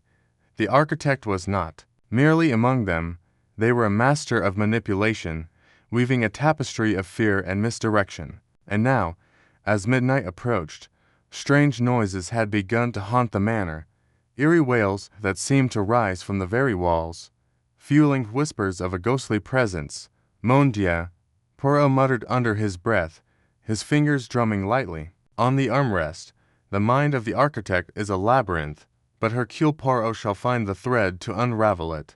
The guests were scattered about the parlor, their faces illuminated by the flickering light of a candelabrum. Lady Beatrice Harrow, the imperious widow with a penchant for cryptic remarks, clutched a glass of sherry, her eyes darting to the darkened hallway. Dr. Felix Warren, the nervous botanist with the habit of adjusting his spectacles, sat hunched over a notebook, scribbling furiously as if to anchor himself in logic. Miss Clara Vane, the young heiress with a sharp tongue and sharper wit, paced near the fireplace, her silk dress rustling with each step. Mr. Reginald Thorne, the gruff industrialist, stood by the window, his broad shoulders tense, while Mrs. Evelyn Marsh, the quiet seamstress with a knack for observing details, knitted in a corner, her needles clicking rhythmically. And then there was Mr. Julian Carver, the enigmatic scholar who had arrived late to the manor, his calm demeanor a stark contrast to the group's growing unease. The first wail came just after the grandfather clock struck 11. It was a low, mournful sound, like the cry of a wounded animal, echoing from somewhere deep within the manor. The guests froze, their conversations halting mid-sentence. Clara Vane's hand flew to her throat, and Dr. Warren's pencil snapped in his grip. "What, in heaven's name, was that?" Lady Beatrice demanded, her voice sharp but trembling. "Perhaps the wind," Reginald Thorne suggested gruffly, though his eyes betrayed his doubt as he peered into the storm beyond the window. "No wind makes such a sound," Clara retorted, her voice low. "It's as if the manor itself is weeping." Poirot rose, his movements deliberate, and raised a hand for silence. "Mies Amos, let us not succumb to superstition. There is no ghost in Ravenwood Manor, only the machinations of a clever mind. Hercule Poirot will uncover the truth." He stepped toward the hallway, his polished shoes clicking on the parquet floor. The guests hesitated, then followed, drawn by his unshakable confidence. The wail came again, sharper this time, accompanied by a faint scratching, as if claws were scraping against wood. It seemed to emanate from the upper floors, where the manor's labyrinth and corridors twisted into darkness. "Stay close," Poirot instructed, lighting a second candelabrum and handing it to Clara. "We shall investigate together." The group ascended the grand staircase, the candlelight casting long shadows that danced like specters on the walls.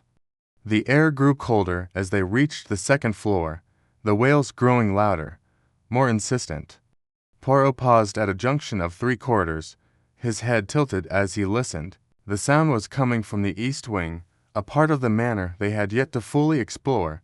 "This way," he said, leading them down a narrow hall lined with faded portraits. The eyes of long-dead Ravenwoods seemed to follow them, their painted gazes heavy with judgment. The wail crescendoed, then stopped abruptly, replaced by a low, rhythmic thumping. "It's coming from behind that door," Evelyn Marsh whispered, pointing to a heavy oak door at the end of the hall. Her voice, usually steady, quavered. Poirot approached the door, his hand resting lightly on the brass knob. He turned it slowly, but it was locked. "Curio," he murmured, producing a small set of lockpicks from his waistcoat pocket.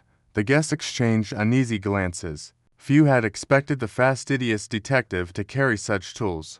With a soft click, the lock gave way, and Poirot pushed the door open. The room beyond was a small, dusty chamber, its walls lined with bookshelves and its single window boarded shut. In the center stood an old phonograph, its needle resting on a spinning record. The thumping sound came from the machine, but the wail had ceased. "A phonograph," Dr. Warren said, adjusting his spectacles. "But who set it playing?" Poirot knelt beside the device, examining it closely. "This is no ordinary phonograph, monsieur. Observe the wiring it extends into the wall. This is part of a larger mechanism designed to unsettle us." He traced the wires to a panel in the wall, prying it open to reveal a tangle of cables and a small speaker. "The architect plays their games not only with ciphers, but with sound," Poirot said, his voice tinged with admiration. "They wish to sow fear, to make us doubt our senses. But why?" Clara demanded, her arms crossed. "What do they gain from this charade?" "Control, mademoiselle," Poirot replied. "Fear is a powerful weapon. It clouds the mind, distracts from the truth. But Hercule Poirot is not so easily swayed." He stood, brushing dust from his trousers, and turned to the group. "We must find the source of this device's activation. It was not set to play by chance." The guests spread out, searching the room for clues. Evelyn Marsh, her keen eyes scanning the shelves, noticed a book slightly askew. She pulled it, and with a groan, a section of the wall slid open, revealing a narrow passage. Dust motes swirled in the candle light, and a faint draft carried the scent of damp stone. "A secret passage," Reginald Thorne said, his voice a mix of awe and dread. "This place is a maze." Poirot stepped into the passage, his candelabrum held high. "Follow, mes amis, but with caution. The architect does not create without purpose." The passage twisted downward, its walls slick with moisture. The air grew heavier, the silence oppressive. After several minutes, they emerged into a small chamber, its walls carved with strange symbol spirals, crosses, and what appeared to be a stylized raven. In the center stood a wooden table, and on it, a single object, a brass key, glinting in the candle light. Poirot picked up the key, turning it over in his hands. "This is no ordinary key," he said, noting its intricate engravings. "It is a piece of the puzzle, meant to lead us deeper into the architect's game." Before he could say more, a distant crash echoed through the manor, followed by a shout. The group hurried back through the passage, emerging into the main hall to find chaos. Books were strewn across the floor, and the candelabrum in the parlor had been knocked over, its candle snuffed out. In the center of the room stood Julian Carver, his face pale, a gash on his forehead trickling blood. "What happened?" Lady Beatrice demanded, rushing to his side. I was in the library," Carver stammered. "I heard a noise, like footsteps, and then something struck me. When I came to, the room was in disarray." Poirot's eyes narrowed. "And you saw?" "No one, monsieur." Carver shook his head, wincing. "No one, but I felt a presence, as if someone was watching me." The guests murmured, their fear reigniting. Clara clutched Poirot's arm. "This is madness, Monsieur Poirot. First the wails, now this. Are we truly safe here?" "Safety, mademoiselle, is a matter of perception," Poirot replied. "But rest assured, Hercule Poirot will protect you." He led the group to the library, where the destruction was even more pronounced. Shelves had been toppled, and papers littered the floor like fallen leaves.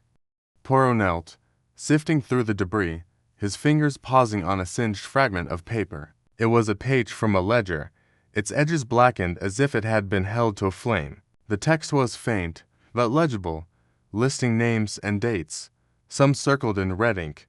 This, Poirot said, holding up the fragment, is a clue to the architect's identity. The fire was no accident, it was meant to destroy this evidence. But, who started it? Dr. Warren asked, his voice trembling. Poirot's gaze swept the group. One among us, the architect is clever, but they cannot resist the urge to play their game. This ledger will lead us to them. As the group returned to the parlor, the wails began anew, fainter but no less chilling. Poirot's mind raced, piecing together the fragments of the mystery. The phonograph, the secret passage, the key, the ledger, all were threads in the architect's web, but the fire, the attack on Carver, and the ghostly noises suggested a new urgency. The architect was growing bolder, their moves more desperate. Poirot gathered the guests, his voice calm but commanding. Mies Amos, we are close to unmasking the architect. But we must remain vigilant. The noises, the fire, the attack, these are distractions, meant to keep us from the truth. Hercule Poirot will not be distracted. He held up the brass key. This key unlocks the next stage of our investigation. Tomorrow, we shall find the lock it fits. For now, we rest but under guard. No one leaves this parlor until dawn. The guests nodded, their faces a mix of fear and determination. As they settled into chairs and sofas, Poirot took a seat by the fire, the singed ledger fragment in his hand. His little gray cells worked tirelessly, weaving connections between the clues. The architect was close to Clos-Saint Poirot knew. The final move was near. The ghost of Ravenwood was no specter, but a shadow cast by a living mind, and Poirot would bring it into the light. The night passed uneasily, the manor's wails fading into an oppressive silence. Poirot dozed lightly, his senses alert, the key clutched in his hand. At dawn, he rose, his resolve unshaken. The guests stirred, their faces haggard but curious, drawn to the detective's unyielding determination. Today, Poirot announced, we find the lock for this key, and with it, we draw closer to the architect. He led them to the east wing, where the phonograph had been discovered. The boarded window in the dusty chamber caught his eye. Approaching it, he examined the boards, noting their age and the faint scratches around the edges. With a gentle push, one board gave way, revealing a small, hidden compartment. Inside was a locked box, its surface engraved with the same raven symbol as the underground chamber. The key, Poirot said, inserting it into the lock. With a soft click, the box opened, revealing a bundle of letters tied with a red ribbon. He untied them carefully, scanning the contents. They were correspondence, written in a precise hand, detailing a series of thefts and blackmail schemes spanning decades. One name appeared repeatedly, the architect. This is the work of our adversary, Poirot said, his voice low. But these letters are not merely evidence, they are a confession. The architect wishes us to know their brilliance, even as they hide in plain sight. The guests crowded around, their curiosity outweighing their fear. Lady Beatrice gasped as she recognized a name in one of the letters. That's my late husband's solicitor, she said. He disappeared years ago, after a scandal. Poirot's eyes gleamed, and so, the threads tighten. The architect has ties to each of you, a web of connections we must unravel. Before he could continue, a new sound interrupted a low, guttural moan from the walls. The guests froze, but Poirot raised a hand. Enough of this charade, he said, striding to the wall and tapping it with his cane. A hollow sound echoed back, and with a push, he revealed another hidden panel. Inside was a second phonograph, its record spinning slowly. The architect is fond of repetition, Poirot said, stopping the machine. But repetition betrays pattern, and pattern betrays intent. He turned to the group, his gaze piercing. One of you placed this device here. One of you knows more than you admit. Speak now, or Hercule Poirot will uncover your secrets. The guests exchanged uneasy glances, but none spoke. The silence was broken by a sudden crash from downstairs, a window shattering.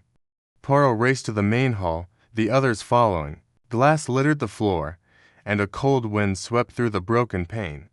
Outside, the snow was undisturbed, but a single raven feather lay on the sill. "The architect mocks us," Poirot said, picking up the feather.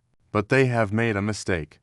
This feather is not from a bird, it is crafted, a prop in their game." He held it to the light, noting its unnatural sheen. "This is no ordinary feather, Ms. Amos. It is a clue, left deliberately. The architect wishes to be found, but only on their terms." The day wore on, with Poirot leading the group through the manor, following the trail of clues. The letters revealed more connections. Dr. Warren's botanical research had once been funded by a mysterious patron. Reginald Thorne's factories had supplied materials for a heist linked to the architect, and Evelyn Marsh's late husband had been a forger whose work appeared in the ledger. Each revelation tightened the noose, but the architect remained elusive. As evening fell, Poirot gathered the guests in the dining hall. "We are close," he said, his voice steady. "The architect is among us, and they grow impatient. The fire, the phonographs, the feather, these are the acts of a mind desperate to be seen, yet terrified of discovery." He spread the letters on the table, alongside the ledger fragment and the feather. "These clues point to one truth. The architect has a personal stake in this game. They are not merely a criminal, they are someone wronged, someone who believes they have been betrayed." Clara Vane's eyes widened. "You mean one of us?" "We, mademoiselle," Poirot said. "And tonight we shall force their hand." He outlined a plan, a staged confrontation, where he would present the letters as evidence and accuse each guest in turn, watching for a reaction. "The architect will not resist the urge to correct me," he said. "Their pride is their weakness." The guests agreed, though their fear was palpable. As night descended, the manor seemed to close in around them, its shadows deeper, its silence more menacing. Poirot stood at the head of the table, the candelabrum casting his shadow across the wall like a giant. "Ladies and gentlemen," he began, "we have reached the heart of the mystery. The architect has played their game, but Hercule Poirot plays a better one. Let us begin." He held up the first letter, reading aloud a passage about a theft in Paris. "This, I believe, points to you, Lady Beatrice." She gasped, her hand clutching her pearls. "How dare you?" "My husband was a victim of that theft, not a perpetrator." Poirot nodded, moving to the next. "And you, Dr. Warren, your research was funded by a man known only as a coincidence, perhaps." Warren sputtered, his face red. "I had no idea who he was. I needed the money." One by one, Poirot accused them, his voice calm but relentless. The guests protested, their voices rising, until Julian Carver stood, his calm facade cracking. "Enough, Poirot," he said, his voice low. "You're fishing, and you know it." Poirot's eyes gleamed. "Am I, monsieur, or have I found the fish?" Before Carver could respond, the wails began again, louder than ever, accompanied by a flickering of the lights. The guests screamed, and in the chaos, a figure darted from the room. Poirot gave chase, his cane tapping rapidly as he pursued the shadow down the hall. The figure vanished into the east wing, and Poirot followed, entering the dusty chamber where the phonograph had been found. There, in the dim light, stood Evelyn Marsh, her hands trembling as she held a small device remote control for the phonograph. "It was you," Poirot said, his voice soft but unyielding. "You placed the phonographs, started the fire, left the feather." "But why, madame?" Evelyn's eyes filled with tears. "I had no choice," she whispered. "The architect, they know everything about me. My husband, my past. They threatened to expose me." Poirot stepped closer, his gaze gentle but firm. "And so, you became their accomplice. But you are not the architect, are you?" She shook her head, sobbing. "No, I don't know who they are. They communicate through notes, ciphers. I've never seen their face." Poirot nodded, his mind racing. "You have given me the final piece, madame. The architect hides, but they cannot hide forever." He led her back to the dining hall, where the guests waited, their faces pale. "Mies Amos," he said, "we have unmasked an accomplice, but the architect remains. The ledger, the letters, the feather, they all point to a mind that thrives on control. Tomorrow we shall find the lock that fits our key, and with it, the truth." Chapter 8. The traitor revealed. There in Ravenwood Manor hung thick with suspicion, the kind that clings to the skin like damp fog. Hercule Poirot stood in the grand hall, his polished shoes clicking softly against the marble floor as he paced before the towering fireplace. Its flames cast flickering shadows across the faces of the assembled guests, each one a study in guarded unease. The singed ledger, salvaged from the library fire, lay open on the mahogany table before him, its charred edges curling like the petals of a dying flower. The faint smell of smoke still lingered, a reminder of the chaos that had erupted only hours before. Poirot's mustache twitched as his sharp eyes scanned the room, his mind a whirl of deductions, piecing together the fragments of a puzzle that had grown more intricate with each passing day. The guests sat in a semicircle, their postures rigid, as if bracing for an unseen blow. There was Lady Evelyn Harrow, her gloved hands clasped tightly in her lap, her emerald eyes darting nervously to the shadowed corners of the room. Beside her, Dr. Felix Warrender, the botanist with a penchant for rare poisons, adjusted his spectacles, his fingers betraying a faint tremor. Across from them, Mr. Reginald Thorne, the brash industrialist, slouched in his chair, a cigar smoldering between his fingers, its acrid smoke curling upward like a serpent. Miss Clara Vane, the young playwright, with a sharp tongue and sharper wit, scribbled absently in her notebook, her lips pursed in thought. And then there was Professor Lionel Gray, the historian whose disappearance and mysterious return had only deepened the Manor's enigma, his face pale and drawn, as if he carried a secret too heavy to bear. Poirot cleared his throat, the sound cutting through the tense silence like a knife. "Mesdames et messieurs," he began, his voice calm yet commanding, "the events of last night have brought us to a critical juncture. The fire in the library was no accident, nor was the phonograph that played its ghostly tunes to unsettle us. These are the machinations of the architect, a mind most cunning, who seeks to toy with us as a cat does with a mouse. But Hercule Poirot is no mouse." He paused, letting the weight of his words settle. "The ledger, though damaged, has spoken. It has revealed connections, threads, if you will, that tie some among us to a criminal empire of great infamy. Tonight, we shall unravel these threads."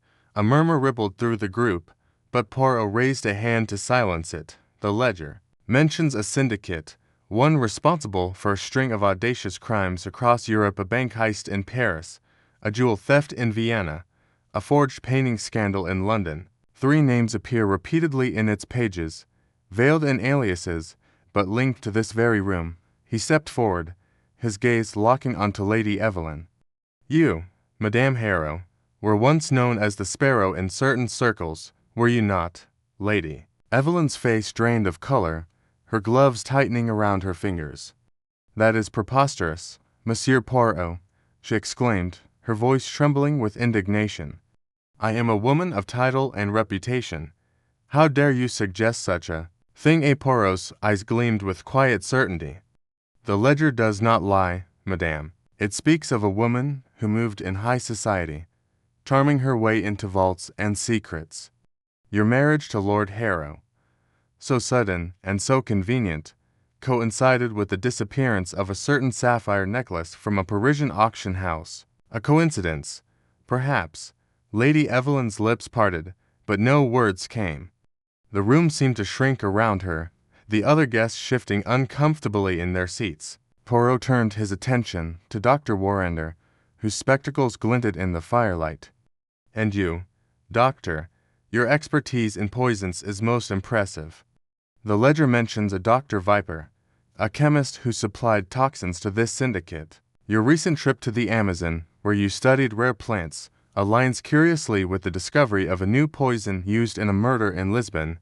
Warrender's hands froze on his spectacles. "This is absurd," he stammered, his voice rising. "I am a scientist, not a criminal. My work is for the advancement of knowledge, not for murder. Poirot nodded, as if considering the protest, but his gaze was unrelenting. And you, Professor Gray, he said, turning to the historian, who flinched as if struck, your disappearance, your knowledge of the architect's methods, and your sudden return with no explanation. The ledger speaks of a chronicler, a keeper of secrets, who documented the syndicate's dealings. Your expertise in ancient codes and your access to restricted archives make you a most fitting candidate. Gray's hands gripped the arms of his chair, his knuckles white. You're grasping at shadows, Poirot, he said, his voice low and strained. I was abducted. As you well know, I am a victim, not a conspirator. Poirot tilted his head, his mustache curling slightly. Perhaps, but the little gray cells, they do not rest. They see patterns, connections, and inconsistencies, and, tonight, Ms. Amos, we shall test these patterns. He reached into his pocket and produced a small envelope, its edges worn but intact. This, he said, holding it aloft, is a document I have prepared, a list of transactions. Fabricated? Yes, but designed to mirror the ledger's revelations. It accuses one of you of being the architect's accomplice. Let us see who reacts. The room erupted in protests, voices overlapping in a cacophony of denial. Lady Evelyn clutched her pearls, Warrender pushed his spectacles up his nose, and Gray's eyes darted to the door. Only Clara Vane remained silent, her pen still, her gaze fixed on Poirot with an intensity that made him pause. He opened the envelope and began to read, his voice steady and deliberate. On the 12th of March, 1923, a payment of £10,000 was made to an individual known as the broker for services rendered in the theft of the Romanoff emeralds. The broker's signature, though disguised, matches the handwriting of one present in this room. He paused, letting the accusation hang in the air. The broker is among us. The silence that followed was suffocating. Then, with a suddenness that startled even Poirot, Professor Gray lurched to his feet, his face contorted with rage. This is a farce, he shouted, his voice echoing off the high ceilings. You fabricated this to trap me, Poirot. I won't stand for it. I was kidnapped, held against my will, and now you accuse me of being part of this. This madness. Poirot's eyes narrowed, his voice calm but piercing. Your reaction, Professor, is most illuminating. The guilty, they often protest the loudest, but let us examine the facts. You disappeared, yet returned with no signs of injury. The tracks in the snow ended abruptly, suggesting no abduction, but a staged exit. And the handkerchief we found monogrammed, with your initials, bore traces of ink used in the ciphers we've uncovered. Explain this. S'il vous plaît. Gray's mouth opened, then closed, his face a mask of conflicting emotions. The other guests stared, their eyes wide with shock and suspicion. Clara Vane leaned forward, her voice cutting through the tension, like a blade. He's not wrong to protest, Monsieur Poirot, she said, her tone measured but firm. You're accusing without proof.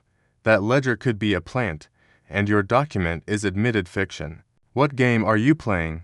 Poirot turned to her, his expression unreadable. A game, Mademoiselle Vane.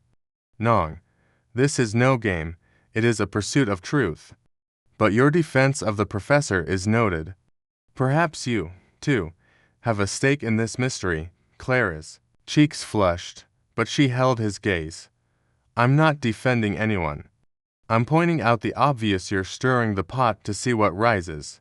But what if you're wrong? What if the architect is watching us now, laughing at your theatrics? The room fell silent again, the weight of her words settling over them. Poirot's lips twitched into a faint smile.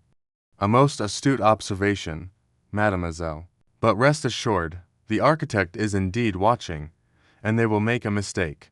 They always do. Before anyone could respond, a sharp gasp broke the silence.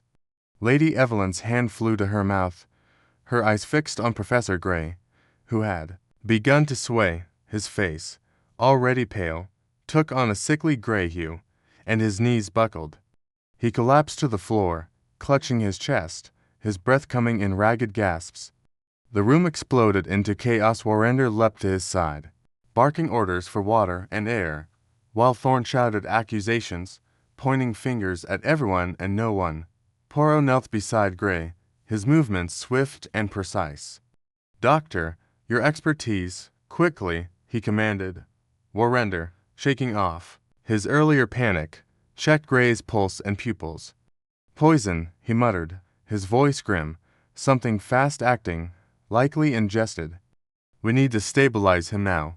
Poirot's mind raced. The poison in the wine glass from Chapter 3 had been a warning, not a lethal dose.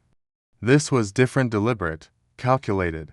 He scanned the room, noting the untouched teacup on the table beside Gray's chair. "The tea," he said sharply. "Doctor, test it." Warrender nodded, producing a small vial from his pocket, a reagent, no doubt, kept for his botanical studies. He dipped a strip of paper into the tea and watched it change color. "Cyanide," he confirmed, his voice barely above a whisper. "A lethal dose." "He's lucky to be alive."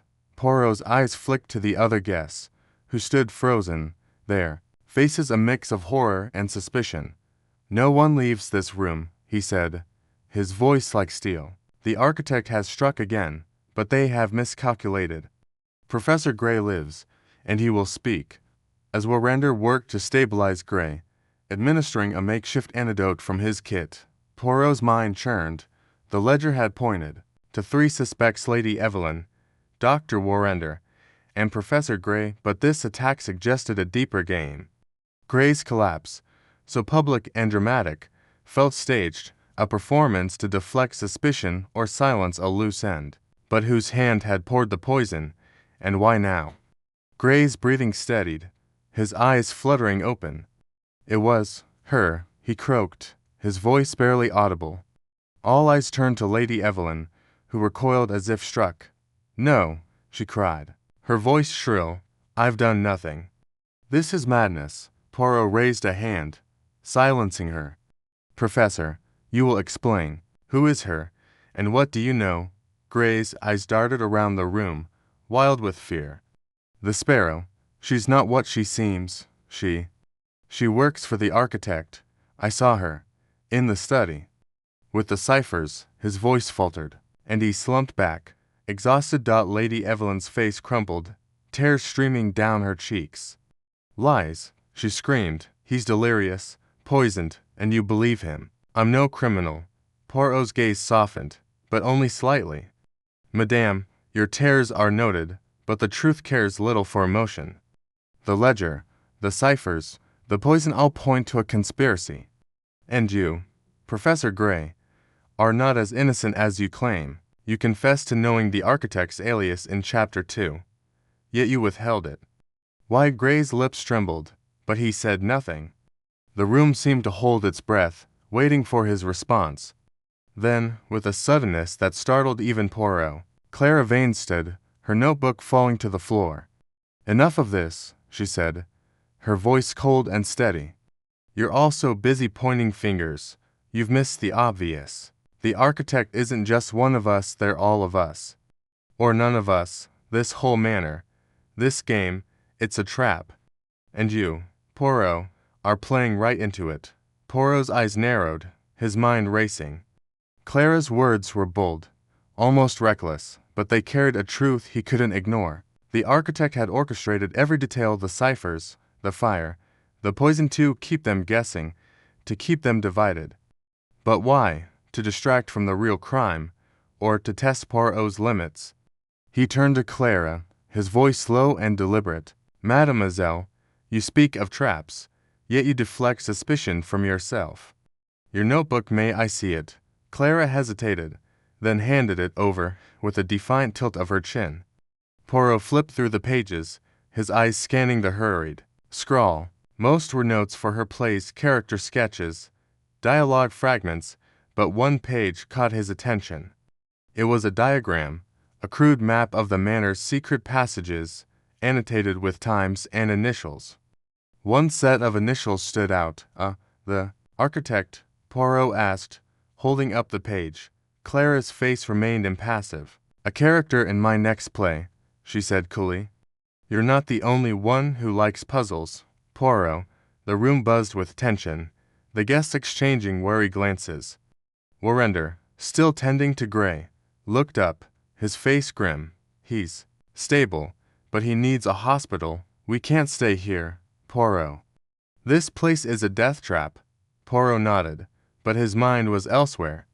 The ledger, the ciphers, the poison, the map in Clara's notebook, it all pointed to a truth just out of reach. He needed one final piece, one slip from the architect to confirm his suspicions. And then it came. A soft clink sounded from the corner of the room, barely audible over the crackling fire. Poirot's head snapped toward the sound, his eyes locking onto a small object rolling across the floor, a glass vial, its contents spilled. He dove for it, snatching it up before it could roll into the shadows. The label was faint but legible. "Cyanide. Who dropped this?" he demanded, holding it aloft. The guests froze, their eyes wide with fear. No one spoke, but Poirot's gaze settled on Thorn, whose cigar had fallen from his fingers, his face pale. "Monsieur Thorn," Poirot said, his voice like a whip, "you have been most silent this evening. Yet your cigar case, it is curiously heavy, gnawing, heavy enough to conceal a vial such as this." Thorn's eyes widened, his hands fumbling in his pocket. "You're mad, Poirot," he bellowed. "I've done nothing. That vial could belong to anyone." But Poirot was relentless. He stepped closer, his voice dropping to a dangerous whisper. "The ledger mentions a baron, a man of wealth who funded the syndicate's operations. Your factories, your sudden rise to fortune, it aligns too well, monsieur. And your cigar case, it has a hidden compartment, does it not?" Thorn's face contorted, a mix of rage and fear. "You have no proof," he shouted, but his hand betrayed him, reaching instinctively for the case. Poirot was faster, seizing his wrist and prying the case open. Inside, nestled among the cigars, was a second vial, identical to the first. The room gasped as one. Lady Evelyn fainted, Warrender caught her, and Clara's eyes gleamed with something like triumph. Gray, still weak, managed a hoarse whisper, "It's him, the Baron." The architect's puppet. Poirot straightened, holding the vial aloft. "Monsieur Thorn, you are the accomplice. You poisoned Professor Gray to silence him, to protect your master, but you have made a fatal error. The architect does not tolerate failure, and you, monsieur, have failed." Thorn's face crumpled, his bravado collapsing like a house of cards. "I had no choice," he cried, his voice breaking. "The architect, they know everything. My debts, my secrets, they forced me to do it. I don't even know who they are." Poirot's eyes gleamed with triumph, but his voice remained calm. "You have confirmed what I suspected, monsieur. The architect hides among us, using you as a pawn, but the game is not over. We shall find them." As Warrender restrained Thorn, tying his hands with a curtain cord, Poirot turned to the group, his mind racing. Thorn was the accomplice, but the architect remained elusive. The initials in Clara's notebook, the ciphers, the ledger, they all pointed to a mastermind who had orchestrated every move. And then, a memory flickered, something from Chapter 6. The note in his coat pocket. "You cannot outwit what you cannot see." Poirot's gaze settled on Clara Vane, her cool demeanor a stark contrast to the chaos around her. Her notebook, her defiance, her uncanny insight. Could she be more than a bystander? He pushed the thought aside for now, focusing on the immediate task. Thorn's confession had given him a timeline, a sequence of events that pointed to a single night, the night of the first cipher, when the architect had set the game in motion. "Mesdames et messieurs," Poirot said, his voice cutting through the chaos, "we are close. The architect believes they have outwitted Hercule Poirot, but they are mistaken. The little gray cells, they see what others do not. By tomorrow, we shall have our answers." Chapter 9. The final puzzle. The air in Ravenwood Manor was thick with tension, a palpable weight that clung to the ornate walls and seeped into the very bones of its inhabitants. Hercule Poirot stood in the grand hall, his polished shoes clicking softly against the marble floor as he paced, his hands clasped behind his back. His little gray cells, as he so fondly called them, were ablaze with activity, piecing together the intricate web of clues that had led him to this moment. The architect, that elusive mastermind who had orchestrated this deadly game, was closer than ever to being unmasked. Yet, the final piece of the puzzle remained tantalizingly out of reach. The morning light filtered through the manor's tall windows, casting long shadows that danced across the faces of the remaining guests. They were fewer now, their numbers diminished by fear, betrayal, and the relentless machinations of the architect. The poison accomplice, a wiry man named Victor Grayson, lay recovering in a makeshift infirmary in the East Wing, his confession still ringing in Poirot's ears. Grayson had admitted to aiding the architect, but his knowledge stopped short of revealing the mastermind's true identity. It was a deliberate omission, Poirot suspected, designed to keep him chasing shadows. He paused by the grand staircase, his sharp eyes scanning the gathered guests. There was Lady Eleanor Whitmore, her elegant composure fraying at the edges, her gloved hands twisting nervously in her lap. Beside her stood Dr. Julian Harrow, the physician whose calm demeanor masked a quick temper, his gaze darting to the exits as if plotting an escape. Across the room, Miss Clara Beaumont, the young heiress with a penchant for cryptic crossword puzzles, clutched a leather-bound journal, her knuckles white. And then there was Mr. Reginald Thorne, the retired solicitor whose encyclopedic knowledge of legal loopholes had raised Poirot's suspicions more than once. Each of them, in their own way, was a piece of the puzzle, a puzzle that had just grown more complex with the discovery of a third cipher. Poirot's thoughts were interrupted by a soft clink against the window. He turned, his mustache twitching slightly, and saw a small object glinting in the sunlight. It was a locket, dangling from a thin chain, caught on the latch of the window frame. The guests stirred, their murmurs rising as Poirot approached the window with deliberate steps. He unhooked the locket, its surface cold against his fingers, and examined it closely. It was silver, intricately engraved with a pattern of interlocking spirals, and bore no initials or markings to betray its owner. Yet, Poirot knew it was no accident that it had appeared now. Monsieur, Madame, he addressed the room, holding the locket aloft. This is no mere trinket.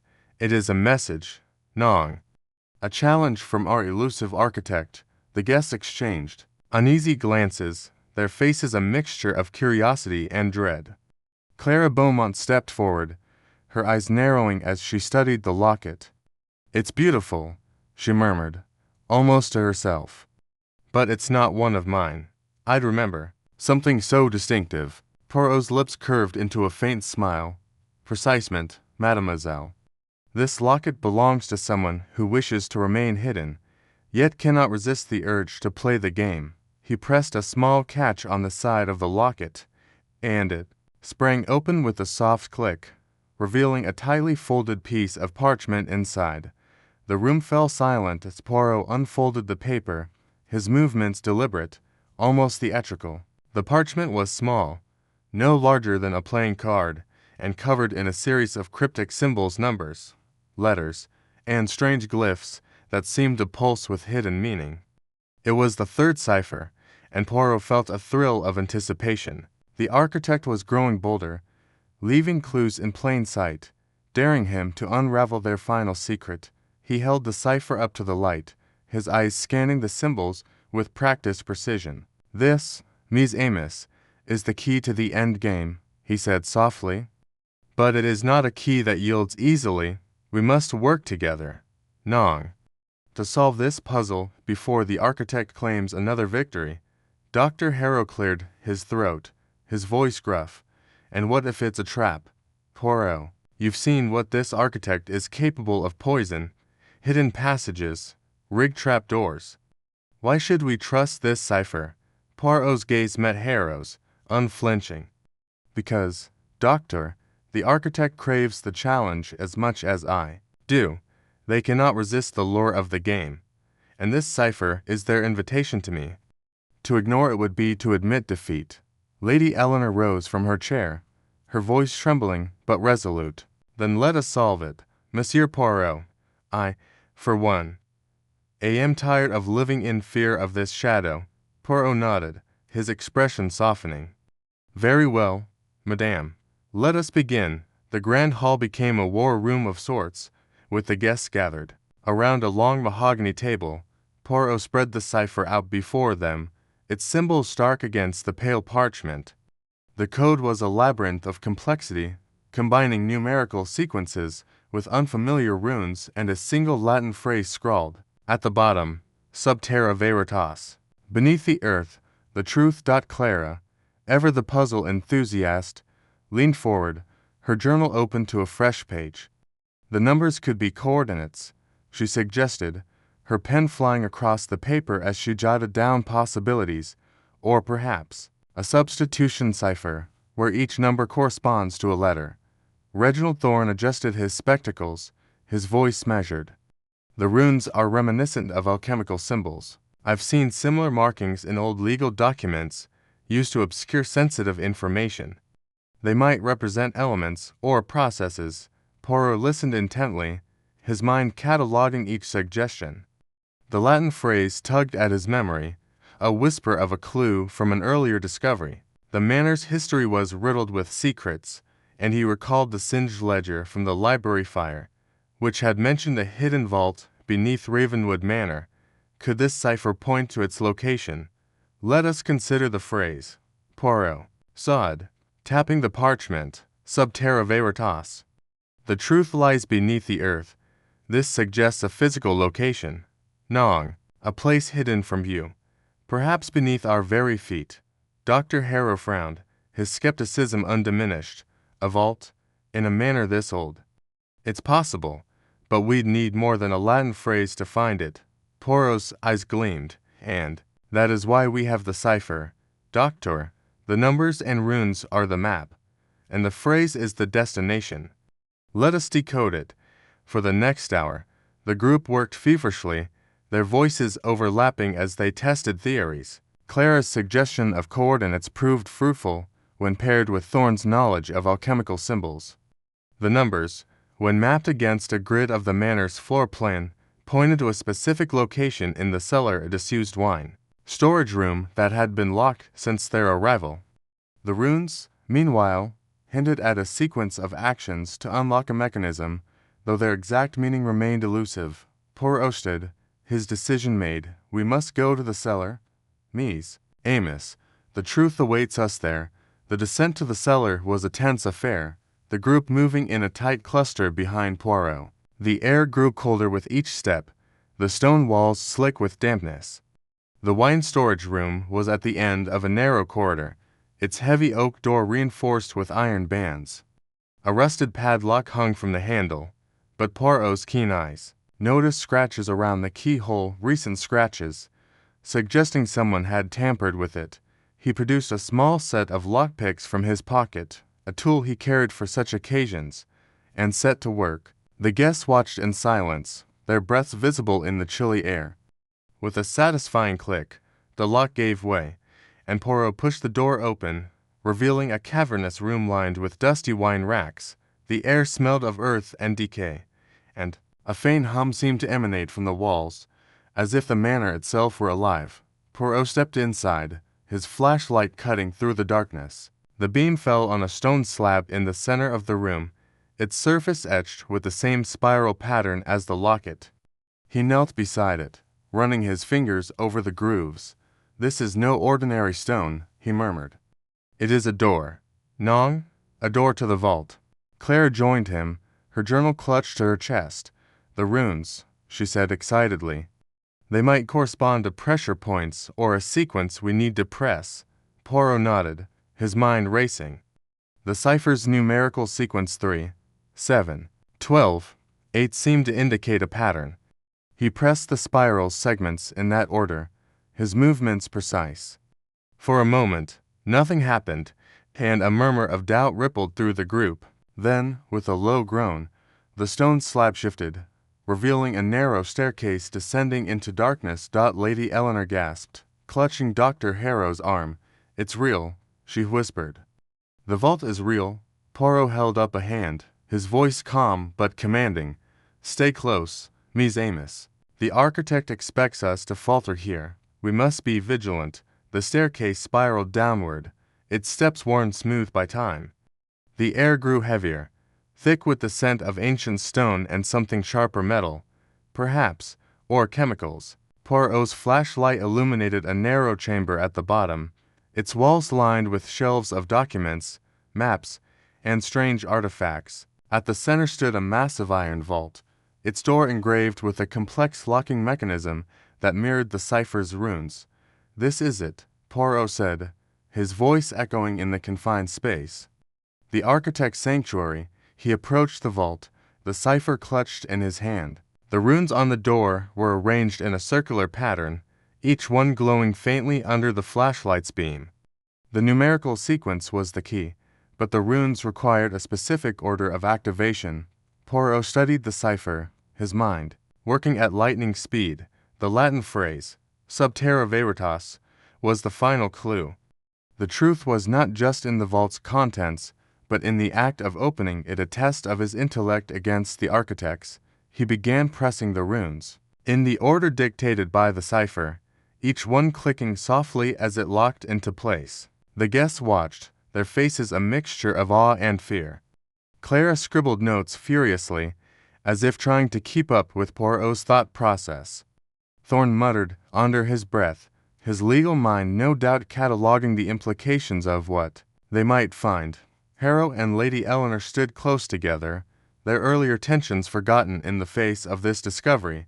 With the final rune pressed, the vault door shuddered, then swung open with a heavy clang. Inside was a treasure trove of incriminating evidence, ledgers detailing the architect's criminal enterprises, photographs of stolen artifacts, and a manifesto written in a meticulous hand.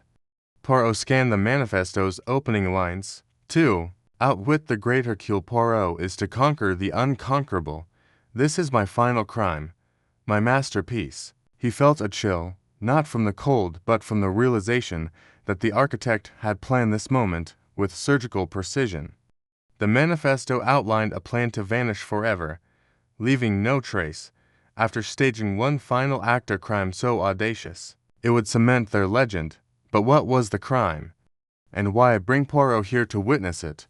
Before he could read further, a shout from behind broke his concentration. It was Clara, her voice high with panic. "Monsieur Poirot, look out." He turned just in time to see Reginald Thorn lunging toward the vault, a small vial clutched in his hand. The liquid inside gleamed with a sickly green hue. Poison. No doubt, meant to destroy the evidence. Poirot moved with surprising agility for a man of his stature, grabbing Thorn's wrist and twisting it until the vial fell to the ground, shattering harmlessly against the stone. Thorn struggled, his face contorted with rage. "You can't stop it, Poirot," he snarled. "The architect is always one step ahead." Poirot held him firmly, his voice cold. "And yet, Monsieur Thorn, you are here, in my grasp. Tell me, are you the architect, or merely another pawn?" Thorn's eyes widened, then narrowed, a flicker of fear betraying his bravado. "You'll never know," he whispered, his voice dripping with defiance. Poirot tightened his grip, his mind racing. Thorn's actions were too deliberate, too desperate, to be those of a mere accomplice.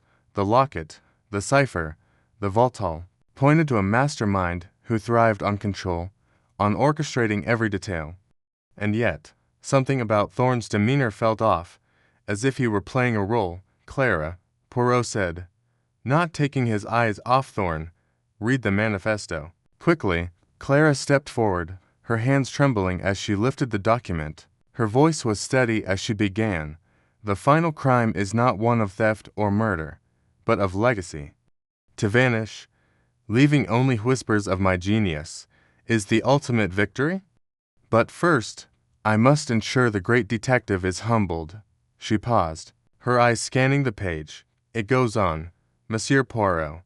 It mentions a mechanism of failsafe. If the vault is opened without the correct sequence, it triggers a collapse."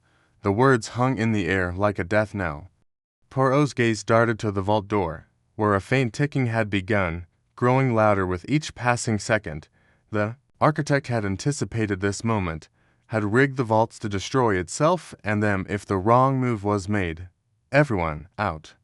Poirot shouted, releasing Thorn and pushing him toward the stairs. The guests scrambled, their footsteps echoing as they fled the chamber. Poirot grabbed the manifesto and a handful of documents, stuffing them into his coat as he followed, his heart pounding. The ticking grew louder, a relentless countdown. They reached the cellar just as a low rumble shook the manor, dust and debris falling from the ceiling. Poirot urged them onward, his voice cutting through the panic, to the grand hall. Vite, vite. They burst into the hall, breathless and disheveled, as the rumble subsided. The vault had collapsed, sealing its remaining secrets beneath tons of stone, but Poirot held the manifesto, its pages crumpled but intact.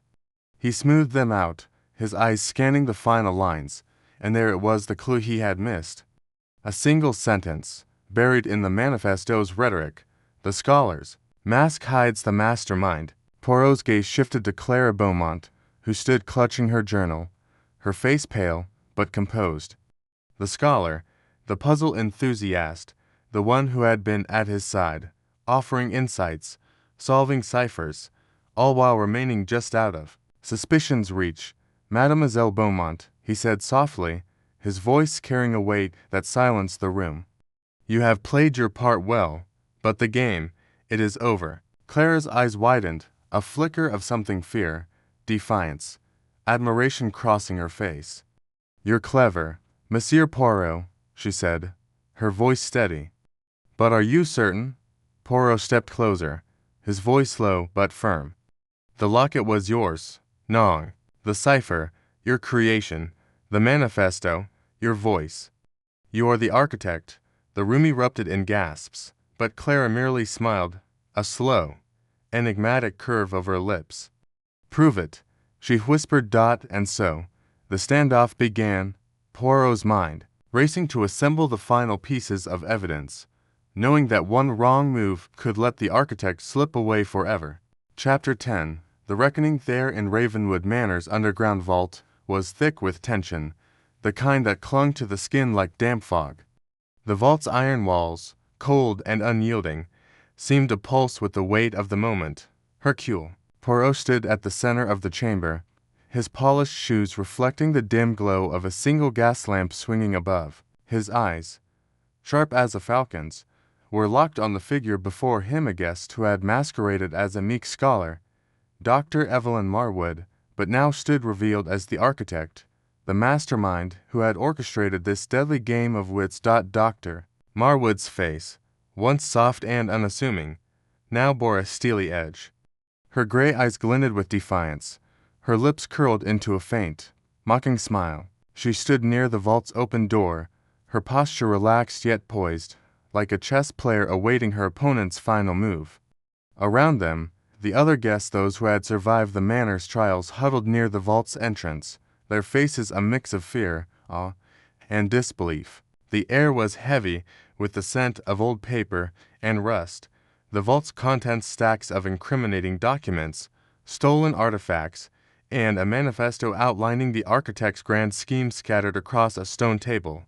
Poirot adjusted his bow tie, his movements deliberate, his voice calm but laced with an undercurrent of steel. "Madame Marwood," he began, his Belgian accent crisp, "or should I say, the architect.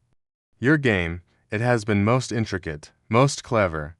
But, Hellas, even the most brilliant tapestry unravels when one pulls the correct thread." Marwood's smile widened, but her eyes narrowed. "You think you've won, Monsieur Poirot. You stand here, puffed up with your little gray cells, believing you've caught me. But this game was never about winning or losing. It was about proving a point. And what point is that, pray tell?" Poirot tilted his head, his mustache twitching slightly. "To prove that you could outwit Hercule Poirot. To dance this deadly waltz and leave me in the dust. Non, non, madame. Your motives, they are not so abstract, they are personal. They are rooted in a wound that festers still, the guests murmured, their eyes darting between Poirot and Marwood. Lady Beatrice, the sharp-tongued aristocrat, clutched her pearls, her face pale. Mr. Hargrove, the gruff retired colonel, leaned forward, his cane tapping nervously against the stone floor. Even young Clara, the artist with a penchant for eavesdropping, seemed frozen, her sketchbook forgotten in her lap. Marwood laughed, a sound that echoed off the vault's walls like a bell tolling in a storm. A wound, you say? Oh, Poirot, you're so predictable, always searching for the human heart beneath the crime. But what if there is no heart? What if this is simply a matter of intellect, of proving who is the superior mind? Poirot raised a finger, his expression unyielding. Non, madame, the heart, it is always there. You have hidden yours well, but Hercule Poirot sees. Your vendetta, it stems from a case long past, a case where I, Poirot, brought a man to justice. A man you cared for deeply, a man named Victor Crane. The name hung in the air like a thunderclap. Marwood's smile faltered, just for a fraction of a second, but Poirot caught it. The guests gasped, their whispers rising like a tide. Victor Crane, a name from a decade-old scandal, a brilliant forger and thief who had evaded capture for years until Poirot unraveled his schemes in a case that had made headlines across Europe. Crane had been sentenced to life in prison, his empire dismantled, his legacy reduced to a cautionary tale. Marwood's composure returned, but her voice was colder now, sharper. You think you know me, Poirot. You think you can dig into my past and find some tragic love story. You're wrong. Victor was a colleague, nothing more. A brilliant mind? Yes, but not my heart. You've built your little narrative, but it's crumbling already. Poirot stepped closer, his eyes never leaving hers. Is it, madame? Then permit me to rebuild it? Victor Crane was not merely your colleague, he was your mentor, your guide in the art of deception. You were his apprentice, his shadow, learning the craft of the perfect crime. But when I exposed him, when I brought his world crashing down, you were left with nothing but ambition and rage. You vowed to create a legacy greater than his, a legacy that would prove you were untouchable. And so, you became the architect. Marwood clapped slowly, the sound mocking in the confined space. Bravo, Poirot, a fine story. But you have no proof. You have your theories, your clever deductions, but nothing that will hold in a court of law. These documents, she gestured to the table, they prove nothing. They're fragments, half-truths. You've trapped me in this vault? Yes, but you've trapped yourself in your own arrogance. Poirot's lips curled into a faint smile. Arrogance, madame. Non, it is certainty. Allow me to present the evidence that will, as you say, hold in a court of law. He reached into his coat pocket and produced a small, leather-bound notebook, its pages yellowed with age. The guests leaned forward, their curiosity piqued. Marwood's eyes flickered, but she maintained her defiant stance. This, Poirot said, holding the notebook aloft, is a ledger I salvaged from the library fire. You thought it destroyed, did you not? But Hercule Poirot is thorough. This ledger contains records of transactions, linking you to the syndicate that funded Victor Crane's operations. Your name, Dr. Marwood, appears in code, but a code I have deciphered. It details payments you received for orchestrating, thefts, forgeries, and, most recently, this elaborate game at Ravenwood Manor. Marwood's face remained impassive, but her fingers twitched at her sides. A ledger, that's your grand evidence, a burned book with scribbles you claim to have decoded. You'll need more than that, Poirot. Oh, but I have more, Poirot said, his voice rising slightly, commanding the room. He turned to the guests, his gaze sweeping over them. Mesdames et messieurs, you have all been pawns in the architect's game, but you have also been witnesses. You have seen the ciphers, the traps, the poison, the fire. You have seen the chaos she has sown. And one of you, yes, one of you has provided me with the final piece of the puzzle. He paused, letting the weight of his words settle. The guests exchanged uneasy glances, their suspicion turning inward. Lady Beatrice's hand tightened on her pearls, while Hargrove's cane stopped its rhythmic tapping. Clara's eyes widened, her pencil hovering over her sketchbook. Poirot continued, his voice steady. "Miss Clara, would you be so kind as to share what you told me this morning?" Clara froze, her cheeks flushing. "I don't know what you mean, Monsieur Poirot." "Do not be afraid, mademoiselle," Poirot said gently. "You are not in danger. You are, in fact, the key to this mystery's resolution. Tell them what you saw in the garden last night, when you could not sleep and wandered the manor's grounds." Clara hesitated, her eyes darting to Marwood, who watched her with an intensity that could have cut glass. Finally, she spoke, her voice trembling but clear. "I saw Dr. Marwood in the garden, near the fountain. She was burying something papers. I think she didn't see me, but I watched her cover them with dirt and then walk away, as if nothing had happened." The guests erupted in whispers, their eyes turning to Marwood. Her smile was gone now, replaced by a mask of cold fury. "Lies," she spat. "The girl is confused, or she's been coached. You've orchestrated this, Poirot, to frame me." Poirot shook his head. "Non, madame, the truth, it does not need orchestration. It reveals itself, like a flower opening to the sun. I recovered those papers this morning, while you were preoccupied with your traps. They are letters, written in your hand, detailing your plans for Ravenwood Manor. They name you as the architect, and they confirm your connection to Victor Crane." He produced a small bundle of papers, their edges smeared with dirt, and held them up for all to see. Marwood's composure cracked, her breath hitching. For the first time, she seemed unsteady, her hands clenching into fists. "You thought you could outwit me," Poirot said, his voice slow but resonant. "You thought you could hide behind your ciphers and your games. But Hercule Poirot does not play games, madame. He seeks the truth, and the truth has found you." Marwood's eyes blazed, and she took a step toward him, her voice rising. "You think this is over? You think you can trap me here, parade me before these fools, and call it justice? You have no idea what I'm capable of, Poirot. This manner, this game, it's only the beginning." Before anyone could react, Marwood lunged for the vault's door, her movements swift and desperate. The guests cried out, scrambling back, but Poirot was faster. He had anticipated her move, his mind always 3 steps ahead. With a flick of his wrist, he pressed a concealed lever on the vault's wall, a mechanism he had discovered during his earlier exploration of the manor's hidden passages. The door slammed shut with a resounding clang, locking Marwood inside. With him, the guests gasped, their voices overlapping in panic. "Monsieur Poirot," Lady Beatrice cried, "you're trapped with her." "Calm yourselves, Mies Amos," Poirot called through the door, his voice steady. "The situation, it is under control.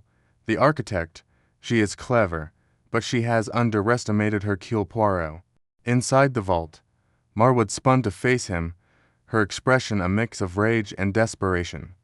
"You think a locked door will stop me?" she hissed. "I've planned for every contingency. There's another way out, a passage you'll never find." Poirot raised an eyebrow, his calm unshaken. "A passage, you say? Like the one behind the bookshelf in the library? Or the one beneath the fountain in the garden?" "Non, madame, I have mapped every secret of this manor. Your escapes, they are closed to you." Marwood's eyes widened, her breath coming in short, sharp bursts. "You're bluffing." "Am I?" Poirot stepped closer, his voice dropping to a near whisper. "You have played your game well, but you have forgotten one thing.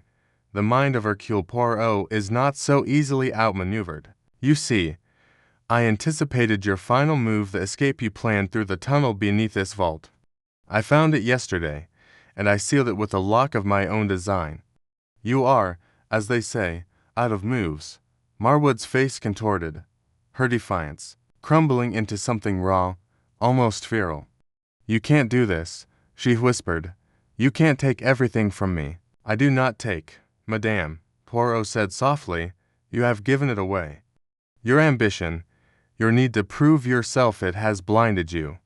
You could have walked away, but you chose to challenge me. And now, you must face the consequences. For a moment, silence hung between them, broken only by the faint drip of water somewhere in the vault. Then, with a cry of frustration, Marwood sank to her knees, her hands covering her face. Victor, she whispered, her voice breaking, I did it for you. To prove I was better, to show the world what you taught me. Poirot's expression softened, just for a moment. And in doing so, you have lost yourself. The truth, Madame, it is not a game. It is a mirror, and it shows us who we truly are. He turned to the vault door and knocked sharply.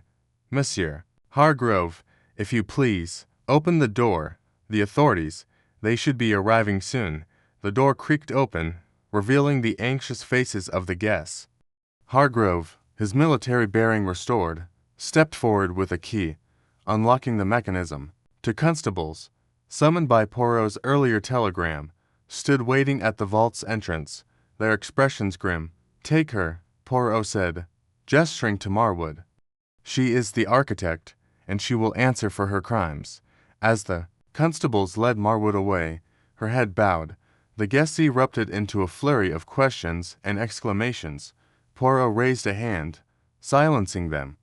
Ms. Amos, the game is over. The truth, it has prevailed. Now, let us leave this place of shadows and return to the light. The group ascended from the vault, their footsteps echoing in the manor's silent halls. Outside, the fog had lifted, and the first rays of dawn painted the sky in hues of gold and pink. Poirot paused at the manor's grand entrance, his eyes scanning the horizon. Ravenwood Manor, with its secrets and its ghosts, seemed to sigh in relief. Its burden lifted. Lady Beatrice approached him, her voice uncharacteristically soft. Monsieur Poirot, how did you know? How did you see through her? Poirot smiled, his mustache twitching. The little gray cells, Lady Beatrice, they see what others do not. They listen to the whispers of the truth, even when it hides in plain sight. Clara, clutching her sketchbook, stepped forward. Will you stay, Monsieur Poirot, to tell us more? Non, mademoiselle, Poirot said, adjusting his hat. My work here, it is done. The truth, it has been served. And Hercule Poirot, he must move on to the next mystery. As the guests dispersed, some to speak with the constables, others to gather their belongings, Poirot walked down the manor's gravel path, his cane tapping lightly against the ground. The air was crisp, the world new again. He thought of Marwood, of her brilliance and her downfall, and of the fragile line between genius and obsession. The truth, he murmured to himself, it is a fragile thing, but it endures. Always, it endures, and with that, Hercule Poirot turned his back on Ravenwood Manor, his silhouette fading into the dawn, ready for whatever challenge awaited him next.